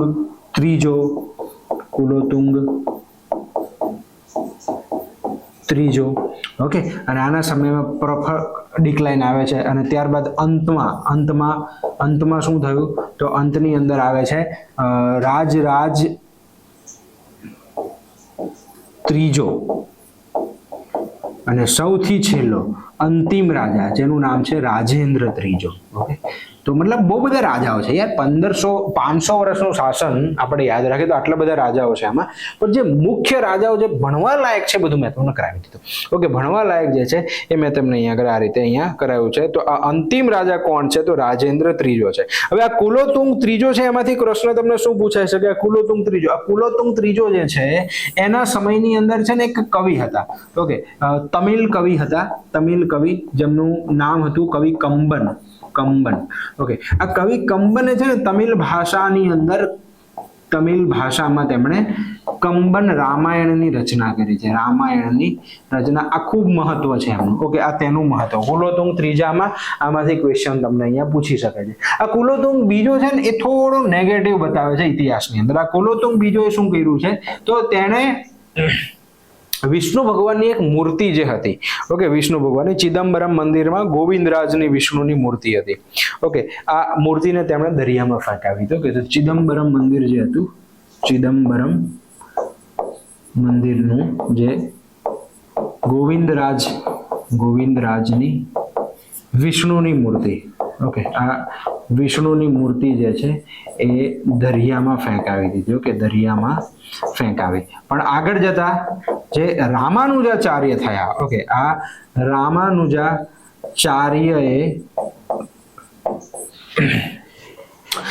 રામાનુજાચાર્યએ ફરીથી જે છે એનું પુનરુદ્ધાર જે છે એ કહીએ આપણે. ઓકે, તો એ પુનરુદ્ધાર કર્યો છે. કે રામાનુજાચાર્યએ પુનરુદ્ધાર કર્યો છે. ઓકે, તો આ એક આમાંથી બની શકે. કુલોતુંગ બીજામાંથી એક આ થોડું નેગેટિવ વ્યક્તિત્વ બતાવે છે આની અંદર. મતલબ શૈવ હતો એવું કહેવાય છે. વિષ્ણુ ભગવાન એ વખત થોડુંક જે અલવાર ને નૈનાર વચ્ચે જે ચાલતું, ઓકે, એ રીઝનથી. ઓકે, અને અંતમાં રાજરાજ ત્રીજો અને અંતિમ રાજા હતો રાજેન્દ્ર ત્રીજો. ઓકે, તો આટલી વસ્તુ છે એક્ઝામિનેશન પોઈન્ટ ઓફ વ્યૂ તમને યાદ રહેવું જોઈએ. અને છેલ્લો રાજા હતો રાજેન્દ્ર ત્રીજો. પાંડ્ય રાજા હોય, ઓકે, પાંડ્યએ હરાવ્યો તેને. ઓકે, પાંડ્યએ હરાવ્યો અને પાંડ્યએ ફરીથી પોતાની સ્થાપના કરી. ઓકે, તો આ રીતે આ આખું રાજા જે છે, શાસન જે છે એ શાસન મેં તમને અહીંયા આગળ કમ્પ્લીટ કરાવી દીધું. ઓકે, તો આ શાસન જે છે એને કમ્પ્લીટલી આપણે વ્યવસ્થિત રીતે સમજી ગયા. ઓકે, તો આઈ હોપ તમે બધા જ રાજાઓને વ્યવસ્થિત સમજી ગયા હશો. ખાલી રાજાઓ ભણે ચેપ્ટર પૂરો થોડું થઈ જાય, ઇતિહાસ એને થોડું કહેવાય. હવે આપણે શું ભણવું પડે? હવે આપણે ભણવું પડે પ્રશાસન, કે આ લોકોનો રાજ્ય વહીવટ કેવો હતો. ઓકે, રાજ્ય વહીવટમાં તમને શું પૂછી શકે છે અને કેવા પ્રકારનો આવે. મેઇન્સની અંદર પણ લખવું હોય તો પણ અહીંયા તમને કામ આવશે. ઓકે, એવા પોઈન્ટ છે આની અંદર. તો ચોલોનું પ્રશાસન જબરજસ્ત હતું, અતિ ઉત્તમ હતું. ઓકે, ખાસ વાત કરીએ તો કેન્દ્ર સ્થાને તો ઓબ્વિયસ છે રાજાશાહી હોય તો કેન્દ્ર સ્થાને કોણ હોય? હંમેશા તો કેન્દ્ર સ્થાને હોય રાજા. ઓકે, અને રાજરાજ પ્રથમના સમયથી જ એવું થઈ ગયું કે રાજા જીવતા જીવ જ પોતાના પુત્રને રાજકુમાર બનાવી દેતા. ઓકે, તો એના પુત્ર જે છે એ રાજાના જે પુત્ર જે હોય એ યુવરાજ કહેવાતા. ઓકે, અને એનું પ્રોપર રાજાને મદદ કરવાનું કાર્ય, ઓકે, રાજાને જે છે રાજાને મદદનું એનું મહત્વનું કાર્ય રહેતું હતું. ઓકે, અને આ રીઝનથી છે ને, મતલબ કે પહેલાથી જ પુત્રની જાહેરાત કરી દેવામાં આવે, આવા બધા રીઝનથી આ સામ્રાજ્ય બહુ લાંબુ ચાલે છે, કારણ કે અંદરો અંદરના ઝઘડા બહુ જ ઓછા થઈ જાય છે. હોય તો છે પણ બહુ ઓછા થઈ જાય છે, અને આ સામ્રાજ્ય 501 વર્ષ સુધી લગભગ ચાલી જાય છે. ઓકે, તો રાજા કેન્દ્ર સ્થાને, પુત્ર યુવરાજ, રાજા મંત્રી બને છે. ઓકે, ત્યારબાદ જે છે એ આમાં ખાસ જો વાત કરીએ આપણે તો જે ઉચ્ચ અધિકારીઓ જે હતા એને પેરુંદનમ કહેવાય છે. કે ઉચ્ચ અધિકારીઓ જે હતા, ઉચ્ચ અધિકારી એને પેરુંદનમ, ઓકે, પેરુંદનમ કહેવાય છે. અને નિમ્ન કક્ષાના જે અધિકારીઓ હતા, નિમ્ન કક્ષાના જે અધિકારીઓ જે હતા, આ અધિકારીઓને શેરુંદનમ કહેવાય છે. ઓકે, શેરુંદનમ કહેવાય છે. ઓકે, તો આ પેરુંદનમ અને શેરુંદનમ એક યાદ રાખી લેજો તમે. ઓકે, ત્યારબાદ વાત કરીએ આપણે તો રાજ્ય અલગ અલગ વિભાગોની અંદર હોય, એ તો હોય જ, આપણે બધામાં ભણીએ છીએ, રાઈટ. ઓકે, તો રાજ્યનો જે અલગ અલગ વિભાગ, તો સૌથી પહેલા રાજ્યમ, ઓકે, રાજ્ય કહેવાતું. ઓકે, રાજ્યમાંથી પછી અલગ અલગ મંડલમ આવતા. ઓકે, મંડલમ. ઓકે, કેવું કહેવાય છે કે 9 જેટલા મંડલમ હશે. કેટલા મંડલમ હશે? 9 જેટલા અલગ અલગ મંડલમ હશે. ઓકે, અને આ મંડલમ પછી આવતું હતું વલનાડુ. ઓકે, વલનાડુ પછી નાડુ. ઓકે, આ રીતનો ભાગ આવતો હતો કે વલનાડુ. આ મંડલમ એટલે આને આપણે પ્રાંત કહી શકીએ. આને આપણે શું કહી શકીએ?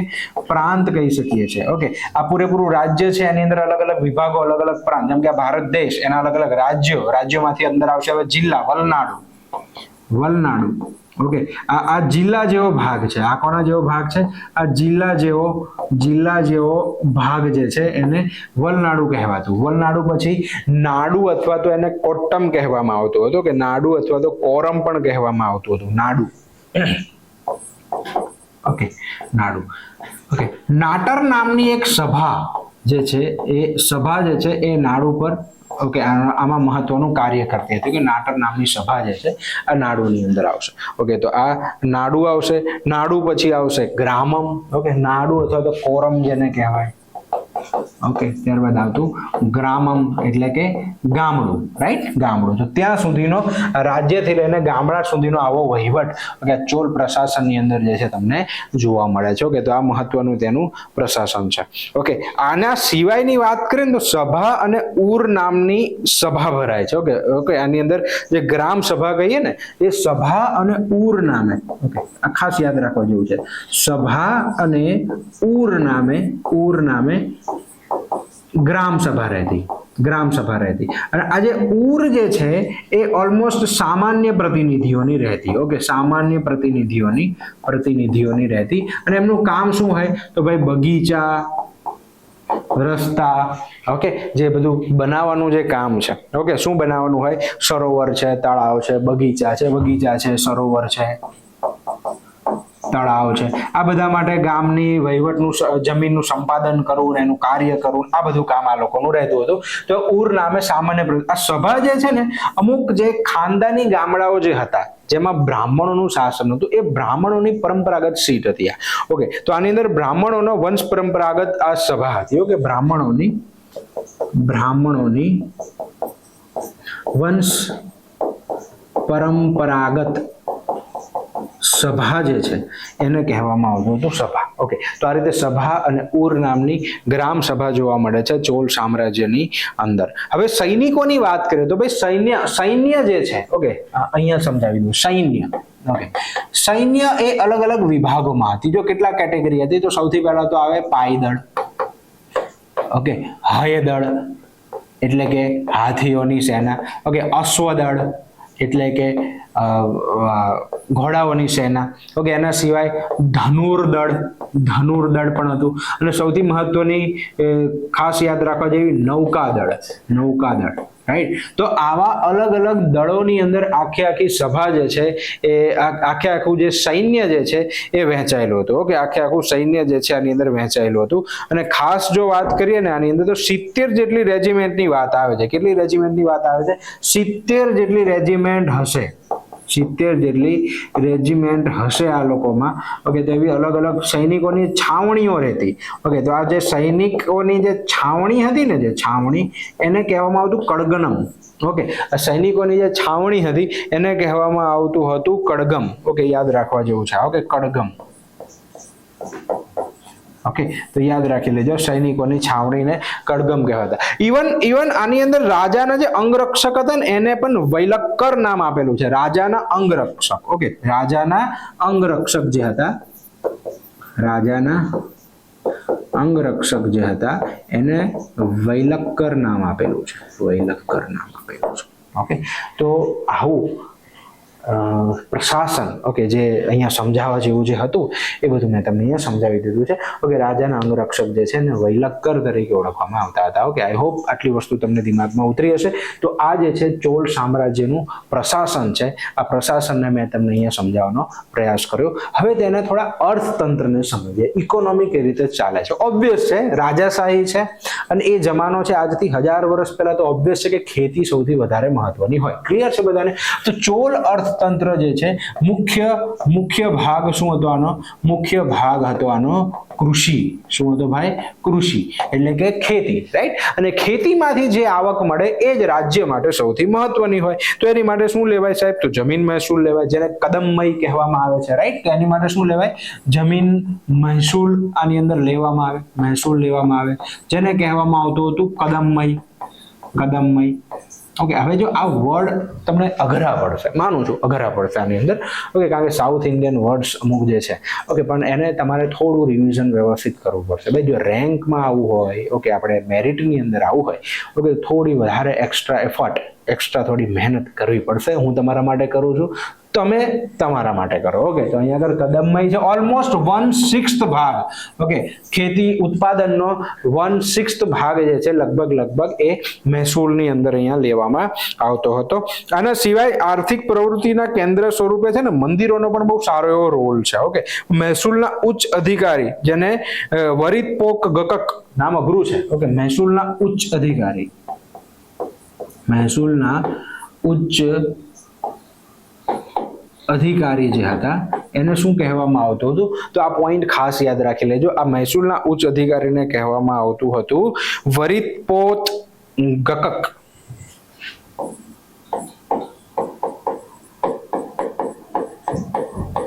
અઘરું છે પણ મેં કીધું લખાવી લો. ઓકે, જો યાદ છે તો લખાવી લો તમને. ઓકે, આ કદમમય, વરિતપોત ગકક એ તમારે યાદ રાખવાનું છે. ઓકે, આર્થિક પ્રવૃત્તિઓનું એક કેન્દ્ર. ઓકે, આર્થિક પ્રવૃત્તિઓનું, આર્થિક એવા સામાજિક, ઓકે, પ્રવૃત્તિઓનું એક કેન્દ્ર તરીકે છે ને મંદિરોનો રોલ પણ મહત્વનો હતો. ઓકે, મંદિરોનો જે, ઓકે, મંદિરો પણ મહત્વના હતા. ઓકે, મંદિર પણ મહત્વના હતા. તો આ ઇકોનોમી જે છે એનાથી ઇઝીલી વ્યવસ્થિત ચાલતી. રાજાનો સંદેશ મોકલવા માટે મંદિરો મહત્વના હોય, આખું ઇકોનોમિક ગતિવિધિઓ કરવા માટે, સામાજિક સંદેશાઓ માટે મંદિરો મહત્વના હતા. ખાલી પૂજા અર્ચના નહીં, પણ આ બધા કાર્ય માટે પણ પ્રાચીન જમાનામાં મંદિરોનો ખૂબ મહત્વનો રોલ હતો. ઓકે, ખૂબ મહત્વનો ફાળો હતો. ખાસ કરીને ચોલ સામ્રાજ્યની અંદર પણ એનો મહત્વનો ફાળો હતો. ઓકે, સોનાના સિક્કાઓ પણ મળી આવે છે. કલંજુ કે કલ્યાણમ નામના સોનાના સિક્કાઓ પણ મળે છે આપણને. ઓકે, સોનાના સિક્કાઓ પણ જોવા મળે છે. ઉત્તમ ચોલે સૌથી પહેલા સોનાના સિક્કાઓ બહાર પાડ્યા હતા ચોલ સામ્રાજ્યમાં. ઓકે, સૌથી પહેલા પણ ઉત્તમ ચોલે. ઓકે, હવે આને શું કહેવામાં આવે છે? ખાસ નામ એનું છે કલ્યાણમ. યાદ રાખી લેજો, કલ્યાણમ.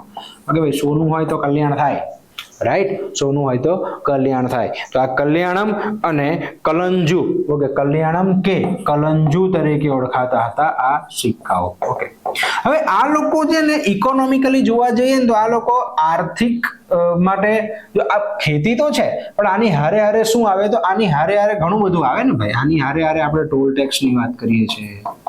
ઓકે, ટોલ ટેક્સ છે, કેટલોક ઉદ્યોગોનો પણ અમુક પ્રકારનો ટેક્સ લેવાતો હશે, રાઈટ? તો આવું તો આવે છે પણ એની ચર્ચા આપણે આમાં બહુ ખાસ કરતા નથી. પણ અહીંયા જોવા જઈએ ને તો રાષ્ટ્રીય અને આંતરરાષ્ટ્રીય બંને પ્રકારનો વેપાર ચાલુ છે, રાઈટ? હવે આંતરરાષ્ટ્રીય વેપારની વાત કરીએ તો એમાં કોણ કોણ આવે છે? તો રોમ, યુરોપ સાથે વેપાર છે સાહેબ એ લોકોનો. કોની સાથે? રોમ એટલે કે યુરોપ સાથેનો વેપાર છે. અગ્નિ એશિયા સાથે વેપાર છે. અગ્નિ એશિયા તો જીતી ચૂકેલા હતા આ લોકો, તો અગ્નિ એશિયા સાથે વેપાર છે. ઇવન ચીન સાથે પણ એમનો વેપાર જોવા મળે છે. અને આ વેપાર માટે શું જોઈએ? બંદર તો હોય છે. તો બંદર કયા મહત્વના હતા? તો સૌથી મહત્વનું બંદર કયું હતું? સૌથી મહત્વનું બંદર હતું કાવેરીપટ્ટનમ. કયું હતું? કાવેરીપટ્ટનમ. એના સિવાય કોચી છે. ઓકે, એના સિવાય કોચી છે. ઓકે, એના સિવાય ત્રિવેન્દ્રમ છે, મદુરાઈ છે, તાંજોર છે. ઓકે, મદુરાઈ, તાંજોર, ત્રિવેન્દ્રમ. ઓકે, તો આવા મહત્વના બંદરો હતા કે જેનાથી આ લોકોનો વેપાર આંતરરાષ્ટ્રીય સ્વરૂપે જે છે એ ચાલતો હતો. તો આ જે છે ચોલોનું અર્થતંત્ર મેં તમને ઉપરથી ભાગ સમજાવ્યો. નાનકડું હોમવર્કમાં પણ સમજાવું છું. ચોલોના અર્થતંત્રને કોઈ બીજી બુકમાંથી વાંચવાનો પણ તમે જરા પ્રયાસ કરજો. થોડી વધારે માહિતી તમને અહીંયાથી મળશે. મોસ્ટ કોર પોર્શન આ છે જે તમને મેં સમજાવવાનો હતો. ઓકે, એના પછી વાત કરીએ આપણે થોડું સમાજ અને ધર્મની વાત કરીએ. ઓકે, બહુ વધારે ડિટેલમાં નહીં પણ તમને ખાલી ઉપરથી સમજાવી દો. ઓકે, મેઇન તો ધર્મની વાત કરીએ તો આ ધાર્મિક રીતે મોટા ભાગના રાજાઓ કેવા છે? શૈવ ધર્મી છે. રાઈટ, કેવા છે? શૈવ ધર્મી. પરંતુ અન્ય ધર્મ પ્રત્યે સહિષ્ણુ છે. અન્ય ધર્મ પ્રત્યે તેઓ સહિષ્ણુ છે. મતલબ કે તેઓ વૈષ્ણવ, ઓકે, વૈષ્ણવ છે, બૌદ્ધિઝમ, જૈનિઝમ વગેરેના મંદિરોને અને તેના વિહારોને વગેરેને તેઓ પ્રમોટ પણ કરે છે. ઓકે, અમુક જગ્યાએ તેઓ દાન પણ ખૂબ સારી રીતે કરે છે. ઓકે, તો એવું કાંઈ વધારે વિરોધાભાસ જેવું અહીંયા જોવા મળતું નથી. પણ મોટાભાગના રાજાઓ જે છે સાહેબ, મોટાભાગના રાજાઓ જે છે શૈવ ધર્મી જોવા મળે છે. મોટાભાગના રાજાઓ જે છે શૈવ ધર્મી જોવા મળે છે. ઓકે, આ તમારે જરા યાદ રાખવાનું છે. ઓકે, તો ધર્મ જે છે એ શૈવ છે. મોટા મોટા મંદિરોની પણ આપણે વાત કરીએ તે હમણાં, રાઈટ, તો એ મંદિરો પણ અહીંયા આગળ શિવ ભગવાનને સમર્પિત જોવા મળે છે. ઓકે, પણ હારે શક્તિ મતલબ કે માતાજીઓના મંદિર પણ જોવા મળે છે. હારે મોટા ભાગના કેટલાક જગ્યાએ વિષ્ણુ ભગવાનના મંદિરોની મૂર્તિઓ પણ જોવા મળે છે. ઓકે, અને ખાસ અહીંયા સંતોની જે પરંપરા જે હતી એ પણ ખાસ અલવાર અને નૈનાર, ઓકે, એક શૈવ સંપ્રદાય અને એક વિષ્ણુ સંપ્રદાયમાં માનતો જે સંતોનો સમુદાય જે છે એ પણ આ સમયની અંદર ફલે ફૂલે છે. અને ખાસ જો વાત કરીએ આપણે તો અલવાર, ઓકે, એટલે કે વૈષ્ણવ, અને નૈનાર એટલે કે શૈવ. ઓકે, શૈવ સંપ્રદાયને નૈનાર અને વૈષ્ણવ સંપ્રદાયને જે છે એ અલવાર સંતોનું, ઓકે, આ સંતોનું આખું ગ્રુપ છે. હવે આ લોકોમાં ખાસ શું, આ લોકો છે ને ભક્તિ કાવ્યોની સારી એવી રચના કરેલી છે. ઓકે, ભક્તિ કાવ્યોની સારી એવી રચના જે છે કરેલી છે. તો આ ધાર્મિક રીતે આવા મહત્વ જે છે તેમનું અહીંયા જોવા મળે છે. ઓકે, ધાર્મિક મહત્વ તેમનું આવું જોવા મળે છે. ઓકે, હવે સમાજની વાત કરીએ આપણે. સમાજની, તો સમાજની અંદર છે ને આપણે જો પ્રાચીન ભારતમાં ભણતા ને ત્યારે વર્ણ વ્યવસ્થા જોવા મળતી હતી. રાઈટ, ગુપ્તમાં ને એમાં આપણે વર્ણ વ્યવસ્થા જોયા. પણ આ સમાજની અંદર વર્ણ વ્યવસ્થા જે છે એ બહુ ખાસ જોવા નથી મળતી. વર્ણ વ્યવસ્થાના સ્થાને મોટા ભાગના સમાજની અંદર બે વિભાગ છે. એક બ્રાહ્મણ, ઓકે, અને ગેર બ્રાહ્મણ. ઓકે, બ્રાહ્મણ અને ગેર બ્રાહ્મણ આવા વિભાગો જે છે જોવા મળે છે. બ્રાહ્મણ અને ગેર બ્રાહ્મણ, ઓકે, આવા વિભાગો જોવા મળે છે. અને ખાસ જો વાત કરીએ તો જે બ્રાહ્મણ છે, બ્રાહ્મણ વિભાગ, ઓકે, આ જે બ્રાહ્મણ વિભાગ છે એ તો છે જ. ઓકે, એને મહત્વ આપવામાં આવ્યું છે અને એ બધું તો છે જ, ઉચ્ચ કોટીના બ્રાહ્મણ કહેવાય. ઓકે, અને એ તો મહત્વ છે જ બધું. પણ અહીંયા જે ગેર બ્રાહ્મણ છે, ગેર બ્રાહ્મણ પણ પાછા બે પાર્ટમાં છે. ઓકે, આ ગેર બ્રાહ્મણના પણ બે પાર્ટ છે.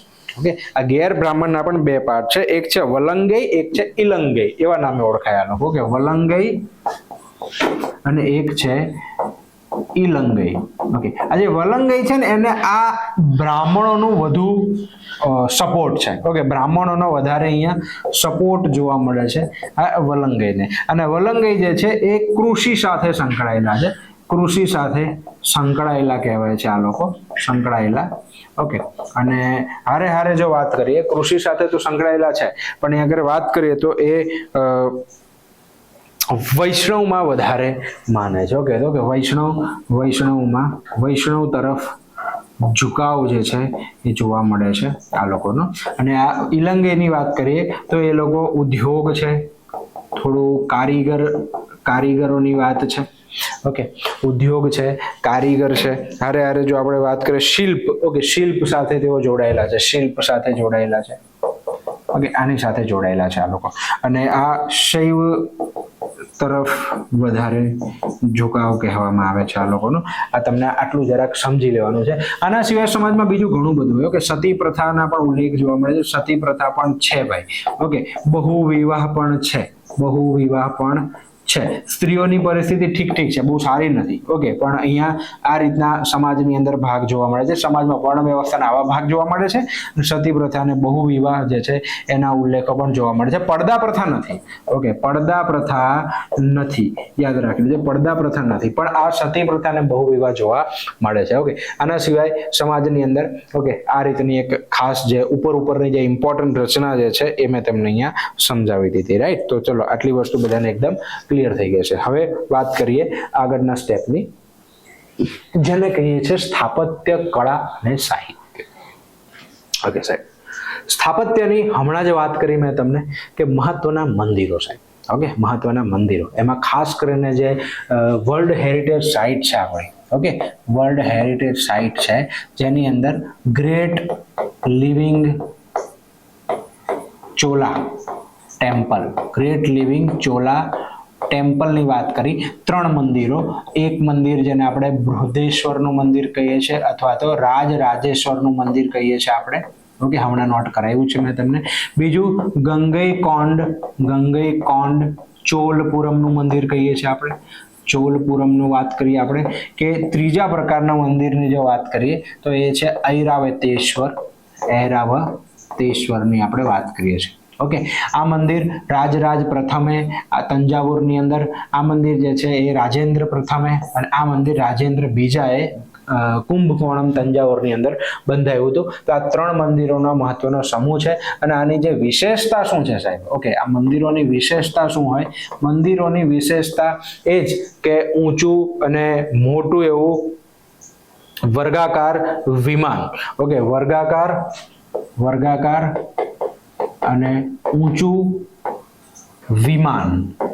ઓકે, જોયું તું મંદિરોની આવી રચના છે ને, કે આવા પ્રકારની જે રચના છે, સ્ટેપ બાય સ્ટેપ આખું ઊંચું છેક સુધી જાય. ઓકે, તો આ જે છે વિમાનનો ભાગ છે. ઓકે, આના સિવાય મોટું મંડપ પણ જોવા મળે છે. ઓકે, મોટું મંડપ પણ જોવા મળે છે. અને પ્રવેશ દ્વાર જે છે એને શું કહીએ છીએ આપણે? ગોપુરમ કહીએ છીએ. શું કહીએ છીએ આપણે? ગોપુરમ. તો ગોપુરમ પણ ખાસ જોવા મળે છે. તો આ વિશેષતા છે.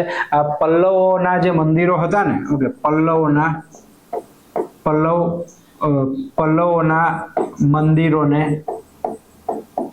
મંદિરોથી પ્રેરણા જ લીધી છે આ લોકોએ. ઓકે, વિશાળ બનાવ્યા છે. ઓકે, વિશાળ બનાવ્યા છે. આ પલ્લવ સામ્રાજ્ય હતો કે જેને દ્રવિડ શૈલી મંદિરો બનાવ્યા. દ્રવિડ શૈલી મંદિરોને પોતાના સર્વોચ્ચ શિખર ઉપર લઈ જવા વાળા હતા ચોલ. ઓકે, તો આ દ્રવિડ શૈલી, રાઈટ, દ્રવિડ શૈલીના મંદિરો, દ્રવિડ શૈલીને સર્વોચ્ચતાએ પહોંચાડનાર જે છે એ કોણ હતા? તો એ હતા આ ચોલો. ઓકે, ચોલ સામ્રાજ્ય, ચોલ લોકો. ઓકે, તો આ એનું મહત્વનું ખાસિયત છે. તો આ છે એના સ્થાપત્યની વાત કરી આપણે. ઓકે, આના સિવાય સ્થાપત્યની જો બીજી વાત, સ્થાપત્યની મેઇન વાત થઈ ગઈ અહીંયા. ઓકે, કળાની વાત કરીએ આપણે તો કળાની અંદર ખાસ કરીને જોવા જઈએ આપણે તો 11મી અને 12મી સદીમાં તાંબાની અને કાંસાની મૂર્તિકળા પ્રખ્યાત થઈ. અને એમાં તમે ખાસ જોવો ને તો આ મૂર્તિ જુઓ તમે. ઓકે, તો આ મૂર્તિ જે છે એ ભગવાન શિવને સમર્પિત જે નટરાજ મૂર્તિ કહેવાય. ઓકે, નટરાજની કાંસાની મૂર્તિ છે. ઓકે, ક્યાંની છે? ઓકે, આંધ્રપ્રદેશના ચિત્તૂર પાસેથી મળી આવેલી આ મહત્વની મૂર્તિ છે. તમને આ એક્ઝામમાં પૂછાયેલી છે. ઓકે, કે આ મૂર્તિ કયા સામ્રાજ્ય સાથે સંબંધ ધરાવે છે? ચોલ સામ્રાજ્ય સાથે સંબંધ ધરાવે છે. તમારે આ યાદ રાખવાનું છે. નટરાજની કાંસાની પ્રતિમા, ચિત્તૂર પ્રદેશ, આંધ્રપ્રદેશ. ઓકે, નટરાજની કાંસાની પ્રતિમા જે છે એ ક્યાંથી મળી આવેલી છે? ચિત્તૂર.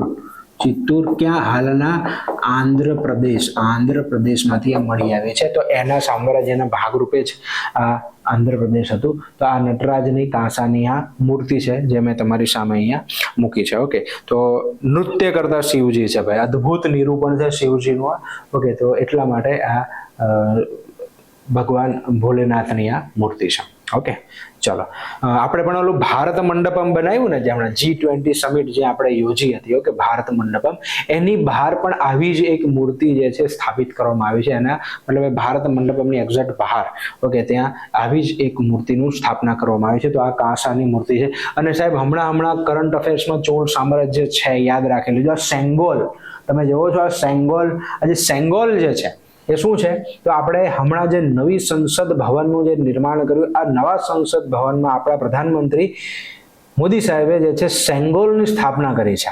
ઓકે, અને આ સેંગોલ જે છે એ આ ચોલ સામ્રાજ્ય સાથે સંબંધિત ધરાવે છે. ઓકે, જ્યારે એક રાજા બીજા રાજાને પાવર સોંપે છે ને, ત્યારે આ સેંગોલથી પાવર સોંપે છે. મતલબ જેની હાથમાં સેંગોલ એ જ રાજા.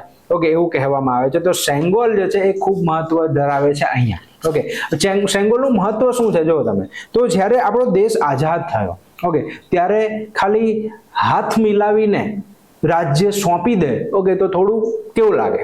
ઓકે, એ જમાનામાં માઉન્ટ બેટન આવે છે અને નહેરુ જોડે હાથ મિલાવીને સોંપી દે, ભાઈ ભારત હવે તમારું, તમે શાસન કરો. ઓકે, તો એના બદલામાં એક સિમ્બોલ, ઓકે, આપવો જોઈએ, એવી કંઈક વાતચીત થાય છે. ઓકે, અને એની જવાબદારી રાજગોપાલાચાર્યને મોકલવામાં આવે છે. રાજગોપાલાચાર્ય બહુ જબરજસ્ત વિદ્વાન હતા. રાજગોપાલાચાર્ય ઘણા બધા પુસ્તકો, બધું સંશોધન બધું કરે છે. અને ત્યારબાદ આ સામ્રાજ્યની, આ પાવરની સોંપણી માટે એક સિમ્બોલ તરીકે તેમણે આ સેંગોલને જોયું. ઓકે, અને આ સેંગોલ ત્યારબાદ ત્યાંનો જે એક સંપ્રદાય સાઉથમાં, ઓકે, એના એક મઠના સોંપવામાં આવ્યું. ઓકે, અને સેંગોલ ફરીથી ત્યાં બનાવવામાં આવ્યું. ઓકે, ચાંદીનું ઉપર સોનાની વરખ ચડાવેલું સેંગોલ. અને એ સેંગોલ જે છે એ આઝાદીના 15 મિનિટ પહેલા એવું કહેવાય છે કે પ્રધાનમંત્રી એ વખતના આપણા જવાહરલાલ નહેરુને જે છે એ સોંપવામાં આવ્યું. ઓકે, ત્યારબાદ એ સેંગોલ ગાયબ થઈ જાય ઇન ધ સેન્સ કે એનું કોઈ ખાસ પછી ચર્ચા રહેતી નથી. અને મોદી સાહેબે જ્યારે નવું જે આપણું સંસદ ભવન બન્યું, ઓકે, ત્યારે ફરીથી એ સેંગોલ જે છે એ સ્થાપિત કરાવ્યું. ઓકે, આઈ થિંક મારા હિસાબથી મને યાદ છે ત્યાં સુધી પ્રયાગરાજ, અલ્હાબાદના એક મ્યુઝિયમમાંથી તે પાછું લાવવામાં આવ્યું. તો એ તમે જરા ગૂગલ કરી લેજો, કદાચ મારી મિસ્ટેક હોય તો, પણ 99% એ છે. ઓકે, અને આ સેંગોલ જે છે લગભગ 5 ફૂટ ઊંચું, એટલે કે આપણે કહીએ તો 1.5 મીટરની આજુબાજુની ઊંચાઈ લંબાઈ ધરાવે છે. અને પહોળાઈ ઉપરના ભાગની અંદર 3 ઇંચ છે, નીચે આવતા 1 ઇંચ થઈ જાય છે. ઓકે, મતલબ ઉપર પહોળું અને નીચે પાતળું થઈ જાય છે. અને એની સૌથી ટોચ ઉપર નંદી બેઠેલો છે. કોણ બેઠેલું છે? નંદી, જે ન્યાયની મૂર્તિ, શક્તિનું પ્રતીક અને ન્યાયનું પ્રતીક તરીકે એને ઓળખવામાં આવે છે. ઓકે, અને સાથે સાથે નીચે વચ્ચે લક્ષ્મીમાનું એક પ્રતીક પણ જોવા મળે છે. ઓકે, તો આ સેંગોલ હમણાં ચર્ચામાં છે એટલા માટે મેં લીધું છે, બાકી બુકની અંદર એની કોઈ ખાસ ચર્ચા કરવામાં નથી આવતી. ઓકે, તો તમિલ શબ્દ છે સેમ્માઈ. ઓકે, તમિલ શબ્દ છે સેમ્માઈ. કયો શબ્દ છે? સેમ્માઈ. ઓકે, આ સેમ્માઈ શબ્દ જે છે ને એનો અર્થ થાય છે નીતિપરાયણતા. નીતિપરાયણતા. ઓકે, એક રાજાને એક નીતિ જાળવવી જોઈએ સાહેબ. ઓકે, અને એના સિમ્બોલ તરીકે આ જે છે એ આપવામાં આવતું હતું. ઓકે, આ સેંગોલ જે છે એને કહેવાય છે. ઓકે, તો ચોલ સામ્રાજ્ય સાથે સંબંધ ધરાવે છે. જો કદાચ તમને જો પૂછાઈ જાય તો ધ્યાનમાં રાખી લેજો. તો આ બધું પણ આ કળાના ભાગરૂપે જ અહીંયા આવી શકે છે. કળાના ભાગરૂપે સાહિત્યની વાત કરીએ સાહેબ, તો સાહિત્યમાં ખાસ યાદ રાખી લેજો, સાહિત્ય કઈ ભાષાનો સુવર્ણ યુગ છે? આ તો તમિલ ભાષાનો. ઓકે, સાહિત્યની જો વાત કરીએ આપણે તો આ કઈ ભાષાનો સુવર્ણ યુગ છે? તો યાદ રાખી લેજો, આ સુવર્ણ યુગ છે તમિલ ભાષાનો સુવર્ણ યુગ છે. તમિલ ભાષાનો સુવર્ણ યુગ છે. તમિલ ભાષામાં ઘણું બધું ટ્રાન્સલેશન, ભારતની સૌથી જૂની ભાષા તમિલ ભાષા, સાથે સાથે સંસ્કૃત ભાષા, પણ તમિલ ભાષા વધારે જૂની, કે પ્રાચીનતમ ભાષામાં એનું નામ આવે છે.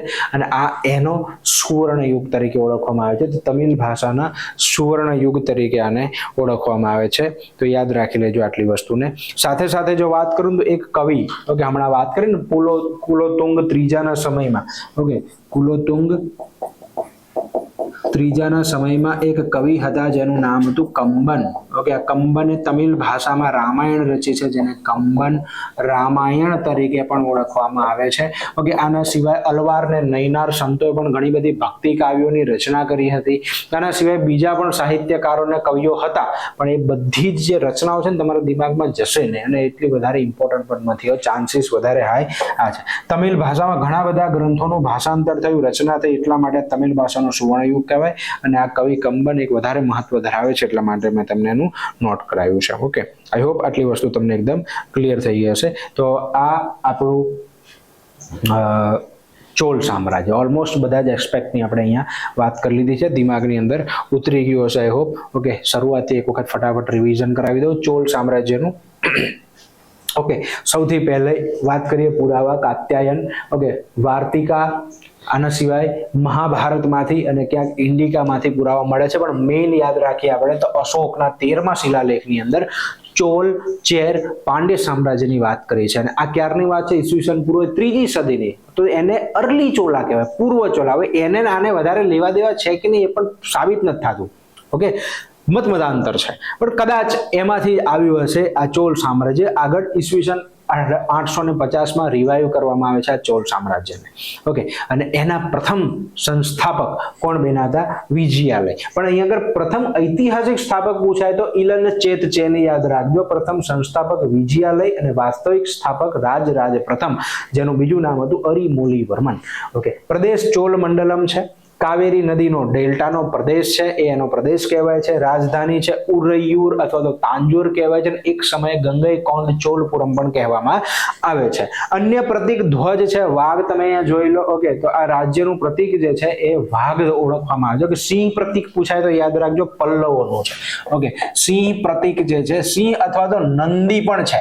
ઓકે, સિંહ અથવા નંદી પ્રતીક કોનું છે? પલ્લવોનું. એક સમયે સિંહ ને એક સમયે નંદી પણ હતું. ઓકે, તો આ એક્ઝામમાં પૂછાવા લાયક. ઓકે, રાજ્ય પ્રતીક. ઓકે, ધર્મ અને કયો છે? તો શૈવ ધર્મ છે. અન્ય ધર્મ પ્રત્યે પણ તેમની સમાનતા જોવા મળે છે.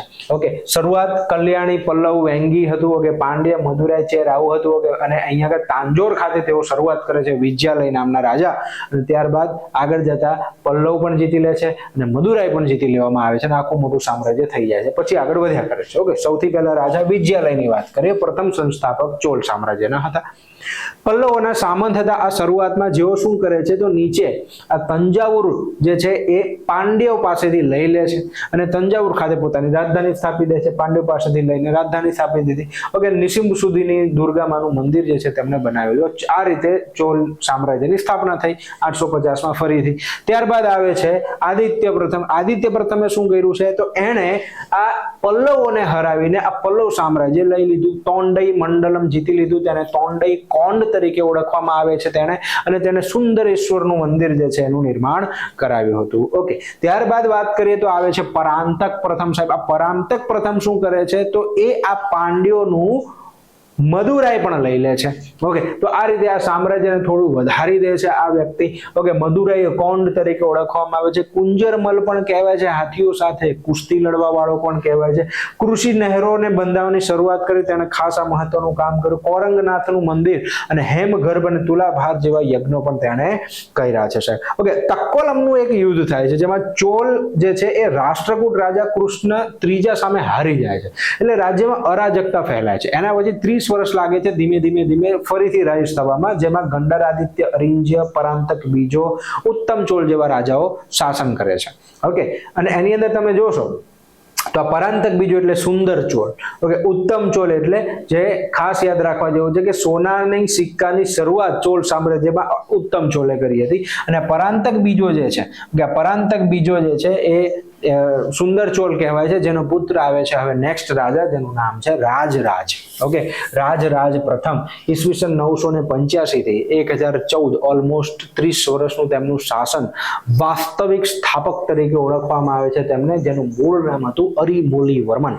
ઓકે, નેવીની સ્થાપના કરાવી હતી તેમણે. ઓકે, નૌકા સેનાની શરૂઆત ચોલ સામ્રાજ્યમાં કરી. આ નૌકા સેનાની મદદથી આખું સામ્રાજ્ય બહુ મોટું બનવાનું છે આગળ જતા. ઓકે, ચેરના રાજા, હાલનું કેરલાના એક રાજા રવિવર્મનને હરાવ્યા અને કેલાંતક તરીકે ઓળખવા લાગ્યો. પાંડ્યના અમરભુજંગને હરાવ્યા, જયગોંડની વિરુદ્ધ ધારણ કર્યું.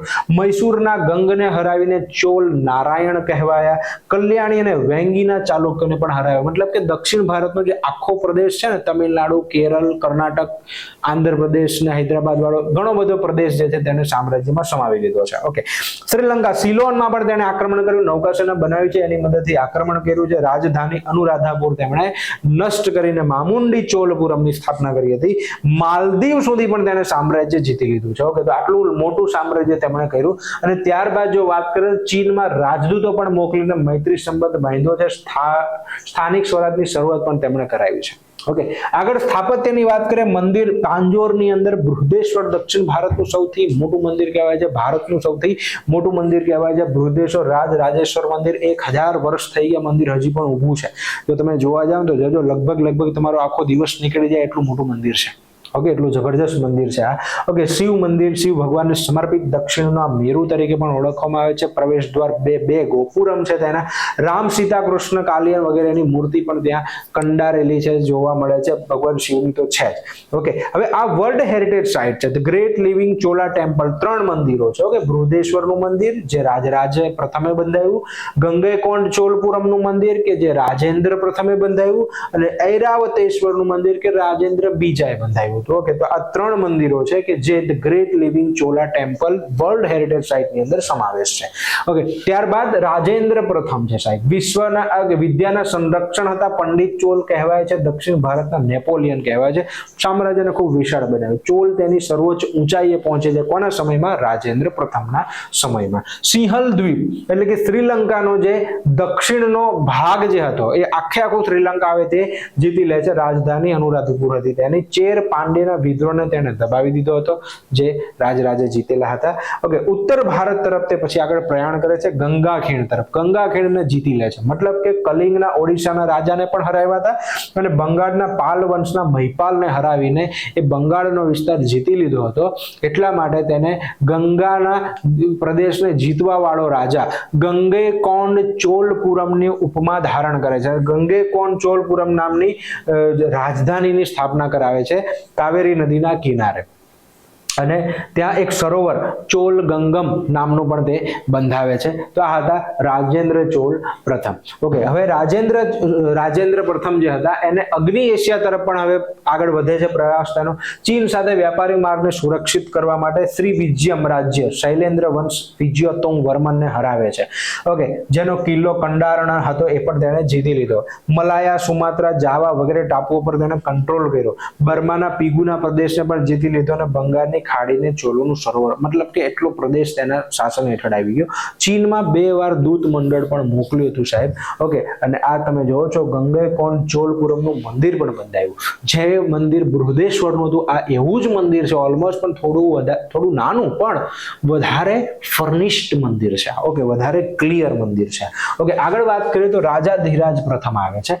કલ્યાણીના ચાલુક્ય સાથે યુદ્ધ થયું. પહેલા તો જીત્યો, અશ્વમેઘ યજ્ઞ પણ કર્યો, પણ બીજી વાર યુદ્ધની અંદર યુદ્ધની ભૂમિ ઉપર તે મૃત્યુ પામે છે. તે હાથી ઉપર મૃત્યુ પામનાર રાજા તરીકે ઓળખાય છે. એટલા માટે એનો જે ભાઈ હતો રાજેન્દ્ર બીજો, ઓકે, એ ભાઈને જે છે એ યુદ્ધ ભૂમિ પર રાજ્યાભિષેક કરવામાં આવે છે. અને એના પછી જે છે વીર રાજેન્દ્ર ને છેલ્લે અધિરાજેન્દ્ર જેવા રાજાઓ આવી ગયા.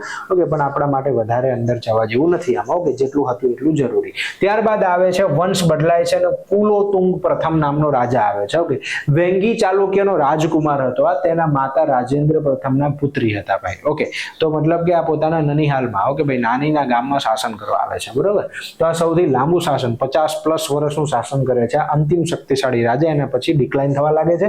ચોલ વેંગીના ચાલુક્યોને એક કરી નાખે છે. આ એની સૌથી મોટી ઉપલબ્ધિ હતી. અને શ્રીલંકા આના સમયમાં ફરીથી આઝાદ થઈ જાય છે ભાઈ. ઓકે, અને 72 વેપારીઓના દૂત મંડળને તેને ચીન મોકલેલું હતું. બરોબર છે, આટલી વસ્તુ તમને ધ્યાનમાં રાખવા છે. એના પછી વિક્રમ ચોલ, કુલોતુંગ બીજો, રાજરાજ બીજો, રાજા ધીરાજ બીજો, કુલોતુંગ ત્રીજો જેવા રાજા થયા. અંતમાં રાજરાજ ત્રીજો ને સૌથી છેલ્લે રાજેન્દ્ર ત્રીજો જેવા રાજા. તમને બધા યાદ ન રહે તો આ છેલ્લો ખાસ યાદ રાખી લેવો. ઓકે, કુલોતુંગ બીજો અને ત્રીજો ખાસ યાદ રાખી લો. બીજામાં યાદ રાખજો એક આ ચિદમ્બરમ મંદિર ગોવિંદરાજની મૂર્તિ તેને સમુદ્રમાં ફેંકાવી હતી. આ યાદ રાખવા જેવું છે. રામાનુજાચાર્ય એને ફરીથી જે છે એ પુનરુદ્ધાર કર્યો હતો અને કુલોતુંગ ત્રીજાના સમયમાં એક તમિલ કવિ કંબન, જેણે તમિલમાં રામાયણ કંબન રામાયણની રચના કરી હતી, એ થોડું ઇમ્પોર્ટન્ટ છે, એને યાદ રાખવા જેવું. ઓકે, ત્યારબાદ વાત કરીએ આપણે પ્રશાસન. કેન્દ્ર સ્થાને રાજા છે, એના પુત્ર યુવરાજ રાજાને મદદ કરતા હતા. ઓકે, એને યુવરાજ જાહેર કરાવ્યા. ઉચ્ચ અધિકારી પેરુંદનમ અને નિમ્ન અધિકારી શેરુંદનમ તરીકે ઓળખવામાં આવે છે. રાજ્ય મંડલમમાં વહેંચાયું, મંડલમ વલનાડુમાં, વલનાડુ નાડુમાં, અને ત્યારબાદ ગામની અંદર. ઓકે, તો આ રીતે આખું પ્રશાસન ડિવાઇડેડ હતું. સભા અને ઉર નામની બે ગ્રામ સભા હતી. ઓકે, આ ઉર સામાન્ય પ્રતિનિધિઓની હતી, સભા બ્રાહ્મણોની વંશ પરંપરાગત સભા હતી. રાજાના અંગરક્ષક કહેવાતા હતા વૈલોક્કર. ઓકે, અહીંયા જો સૈન્ય આખું વહેંચાયેલું છે, પાયદળ, હયદળ, અશ્વદળ, ધનુર્દળ, નૌકાદળ. ઓકે, તો અલગ અલગ વિભાગની અંદર આખું સૈન્ય અને 70 જેટલી રેજિમેન્ટ કહેવાય છે. સૈનિકોની છાવણીને કડગમ તરીકે ઓળખવામાં આવતું. તો આખું ચોલ પ્રશાસનની જે મહત્વની માહિતી હતી એ આપણે અહીંયા લઈ લીધી. આગળ અર્થતંત્રની વાત કરીએ તો મુખ્ય તો કૃષિ છે, જમીન મહેસૂલ ને કદમમાઈ કહેવાય છે, 1/6 પોર્શન ઓફ ઉત્પાદનનો. ઓકે, મહેસૂલ ઉચ્ચ અધિકારીને વરિતપોક ગકક તરીકે ઓળખવામાં આવે છે. થોડો અઘરો શબ્દ છે, ના યાદ રહે તો બહુ ચિંતા નહીં કરો, પ્રયાસ કરવાનો. ઓકે, આર્થિક પ્રવૃત્તિનું કેન્દ્ર મંદિર પણ મહત્વનો ભાગ એની અંદર હોય છે. સોનાના સિક્કા કલ્યાણમ કલુંજ તરીકે ઓળખવામાં આવે છે. રાષ્ટ્રીય અને આંતરરાષ્ટ્રીય વેપાર પણ કરતા હતા સાહેબ. ઓકે, અને આંતરરાષ્ટ્રીય વેપારની અંદર રોમ, યુરોપ સાથે, અગ્નિ એશિયા સાથે અને ચીન સાથે પણ વેપાર હતો એમનો. ઓકે, જે તો આપણે સાબિત પણ કર્યું, હમણાં પાછળ જોયું આપણે. કાવેરીપટ્ટનમ મહત્વનું બંદર, સૌથી મહત્વનું બંદર હતું. એના સિવાય કોચી, મદુરાઈ, તાંજોર, ત્રિવેન્દ્રમ જેવા પણ મહત્વના બંદરો જે છે એ અસ્તિત્વ ધરાવતા હતા એના વેપારની અંદર. સમાજની વાત કરીએ તો ધર્મમાં શૈવ ધર્મી પરંતુ અન્ય ધર્મ પ્રત્યે સહિષ્ણુ. શૈવમાં નૈનાર અને અલવાર જેવા સંતોનો સમૂહ જે હતો એ ભક્તિ કાવ્ય ખાસ એમની ઉપલબ્ધિ હતી. ઓકે, વર્ણ વ્યવસ્થાની જગ્યાએ બ્રાહ્મણ અને ગેર બ્રાહ્મણ એવા બે વિભાગો હતા. અને ગેર બ્રાહ્મણમાં પણ વલંગઈ અને ઇલંગઈ એવા બે વિભાગો હતા. વલંગઈ કૃષિ સાથે અને ઇલંગઈ જે છે કારીગર શિલ્પ ઉદ્યોગ સાથે. વૈષ્ણવ ધર્મ અને શૈવ પ્રત્યે તેમનું સમર્પિતતા વધારે હતી. બ્રાહ્મણોનો સપોર્ટ હતો આ લોકોને. સતી પ્રથા પણ છે, બહુવિવાહ પણ છે, પડદા પ્રથા નથી. ઓકે, તો આ ચોલ સામ્રાજ્યના સમાજની આપણે થોડી વાત કરી અને છેલ્લે વાત કરી છે આપણે ફરીથી સ્થાપત્ય કળા અને સાહિત્ય. Okay, world heritage site great living ચોલાના 3 ટેમ્પલો હમણાં ચર્ચા કરી, એ જ 3 ટેમ્પલો છે. ઓકે, વિશેષતા વર્ગાકાર ઊંચું વિમાન છે જે અહીંયા મેં તમને બતાવ્યું એ પ્રમાણે. ઓકે, મોટું મંડપ, પ્રવેશ દ્વાર, ગોપુરમ જેને કહેવાય એની. ઓકે, પલ્લવોના મંદિરોથી પ્રેરણા લીધીને વિશાળ બનાવ્યા છે એમણે. દ્રવિડ શૈલીને સર્વોચ્ચતાએ પહોંચાડ્યું છે આ લોકો. દ્રવિડ શૈલી સ્થાપના કરવાવાળા પલ્લવો હતા, પણ ઊંચાઈ ઉપર પહોંચાડવા વાળા ચોલ. 11મી 12મી સદી તાંબા કાંસાની મૂર્તિ કળામાં પણ સારો એવો વિકાસ થયો છે. અને એમાં ખાસ ઉદાહરણ આપવું હોય તો નટરાજની કાંસાની પ્રતિમા ચિત્તૂર જિલ્લા આંધ્રપ્રદેશમાંથી મળી આવેલી. ઓકે, જે અહીંયા બતાવી છે અમે. સાહિત્યમાં તમિલ ભાષાનો સુવર્ણયુગ કહેવાય છે. કવિ કંબન ખાસ થઈ ગયા, જેમણે કંબન રામાયણની રચના કરી હતી. તો આવી બધી ખાસ મહત્વની બાબતો સાહેબ આપણે ચોલ સામ્રાજ્ય રિલેટેડ અહીંયા નોટ કરી. આઈ હોપ તમારા દિમાગની અંદર આ બધા જ પોઈન્ટ એકદમ ક્લિયર થયા હશે. ઓકે, તમને બધું સમજાયું હશે. જે મેં સમજાવ્યું છે બધું રિવિઝન પણ કરાવી દીધું, એટલે ચેપ્ટર એકદમ કમ્પ્લીટ થઈ જાય. નોટ્સ જે છે તમે પ્રોપર બનાવી લેજો. મળીએ આવા જ સરસ મજાના લેક્ચર સાથે. Thank you.